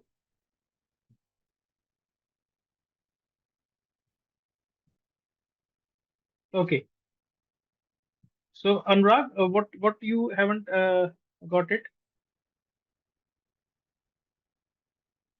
Okay. So I'll repeat it again. Okay. Right. So okay. So let's try to see one prompt. Okay. So this is a uh, Plumboxibly. I couldn't pronounce it correctly. Okay. Right. So this is something a word. Okay. So this is a word. Okay. This is a word. Okay. So this word could be fantastic creature that inhabits the enchanted forest of or of land. An example of a sentence that uses the word flumoxibili is, right? So we are trying to you give an example of this word. Okay. So we have tried to give that example that this word is a fantastic creature. This is the definition of that particular word, and we are trying to give that example. Now we are trying to put that another word, and we are trying to say that this is a word, and can you give me an example of the sentence that uses the word quiz whistler? Okay, so here we are trying to give one example of that particular word which we are trying to use it. So this is your one shot example. Okay, it tries to learn from this first context, and then based on this context, it will try to generate it. So this is what is called as one shot. And if you try to give multiple examples, so then it would be called as. So when you are trying to, so this is your LLM, right? Okay, so you are trying to provide a prompt, and it gives the output. Okay, so writing a prompt involves three processes, which is your zero shot, one shot, and few shot. Okay, zero shot is basic. Okay, so let's say you are trying to write a prompt which you wanted to write an Instagram post, okay, based on some ideas which you have got into your mind. Okay, you are trying to write it. Okay, so this will not have any examples. Fine. So you feed to the prompt and it will give you the output. Now, another one shot, you wanted to write an Instagram post, okay, based on some idea which you have on a mind. Also, you can give an example. Let's say this was the Instagram post of my friend depicting this information, and it shows this hashtags and so and so, right? So you also can give that this is the example and this is the pattern which I want to get my ideas generated. because Instagram post could have, like, it will try to generate the pattern itself. But you are trying to restrict here that, okay, this is the example which I'm trying to give it. This could be the pattern which I am thinking about. Okay. So this is one short example in which you are trying to give one example to it. Few short is that you can give more examples to it. Okay. In one example, it could be a pattern. Another example, it could be another thing in which your some creative ideas or the creative text is written. Okay. So that way it comes a few or one shot. Okay. So basically, this helps to the LLM to understand what you are trying to think in your mind. Okay. The examples and the context. So it tries to learn from these examples. It learns, not trains. Okay. So training, we are not trying to train, we are trying to learn from these examples which you are trying to feed it. And this is what is called as in context learning. Okay. So now the another method is your chain of thought prompting. Okay. So what is this? It uh, generates sequence of outputs rather than getting the entire output at once. Right. So first you need to do some sequential outputs, and then we pass it on the another, then pass it on another, and then it follows a chain. Right. Okay. So it helps to uh, uh, get a detailed response. Okay, because we are trying to focus on one part first. From the explanation or the detailed output, we are trying to focus on the other, and so on, right? So this is how the chaining of the thoughts is actually doing the process under the hood. Okay. So let's say, what are the main threats to global diversity? It has given me the answer. Then, given these threats, based on these threats, it is trying to ask which conversation strategies are providing to be more effective. So we are trying to break the statements or the prompts in parts. Okay, and this is very effective manner, because let's say you have written what are the main threats to global diversity. Based on the threats, which conservative strategies are providing to the most effective, right? So you can write in a one single statement also, right?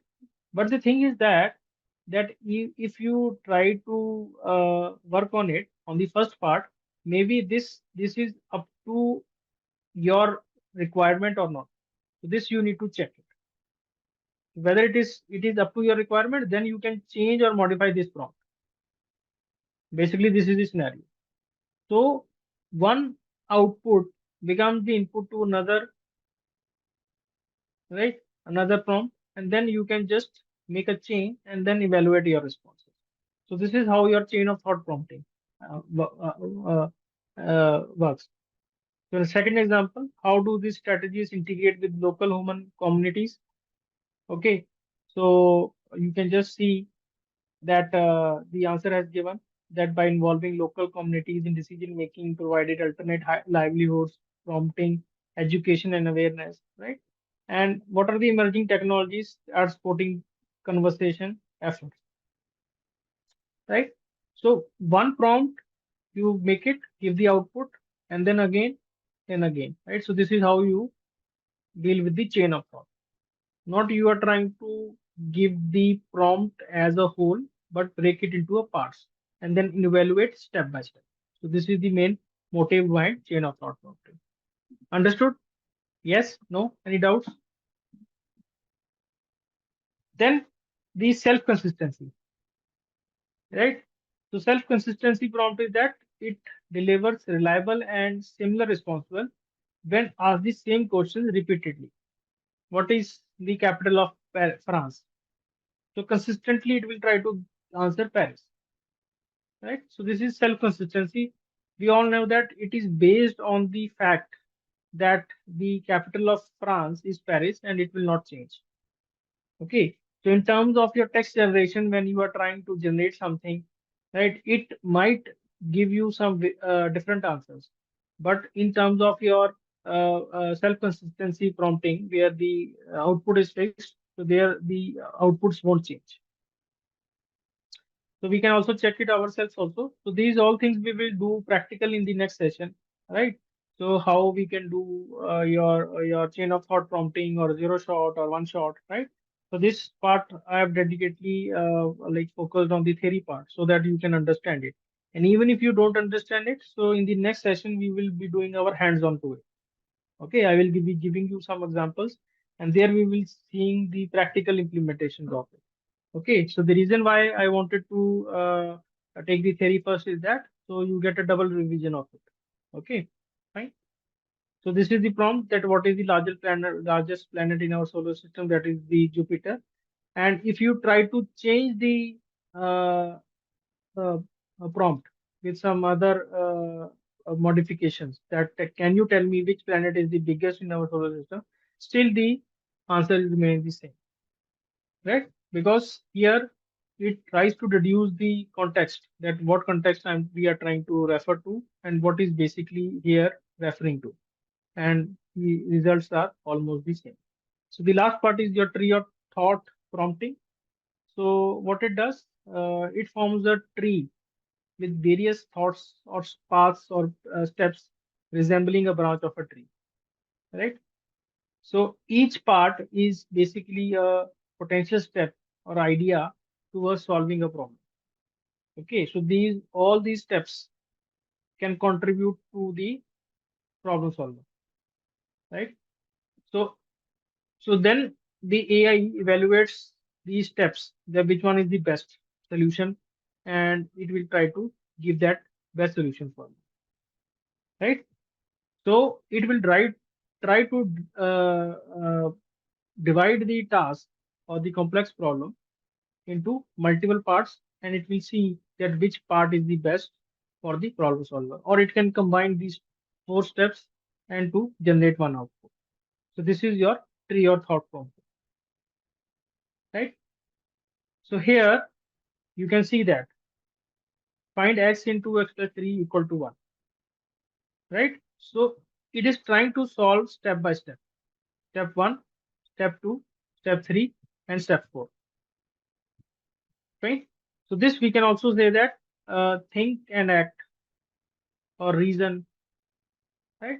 So these are all the things which you can involve, and there it will try to break down the problem into smaller steps and then evaluate and arrive at the correct solution.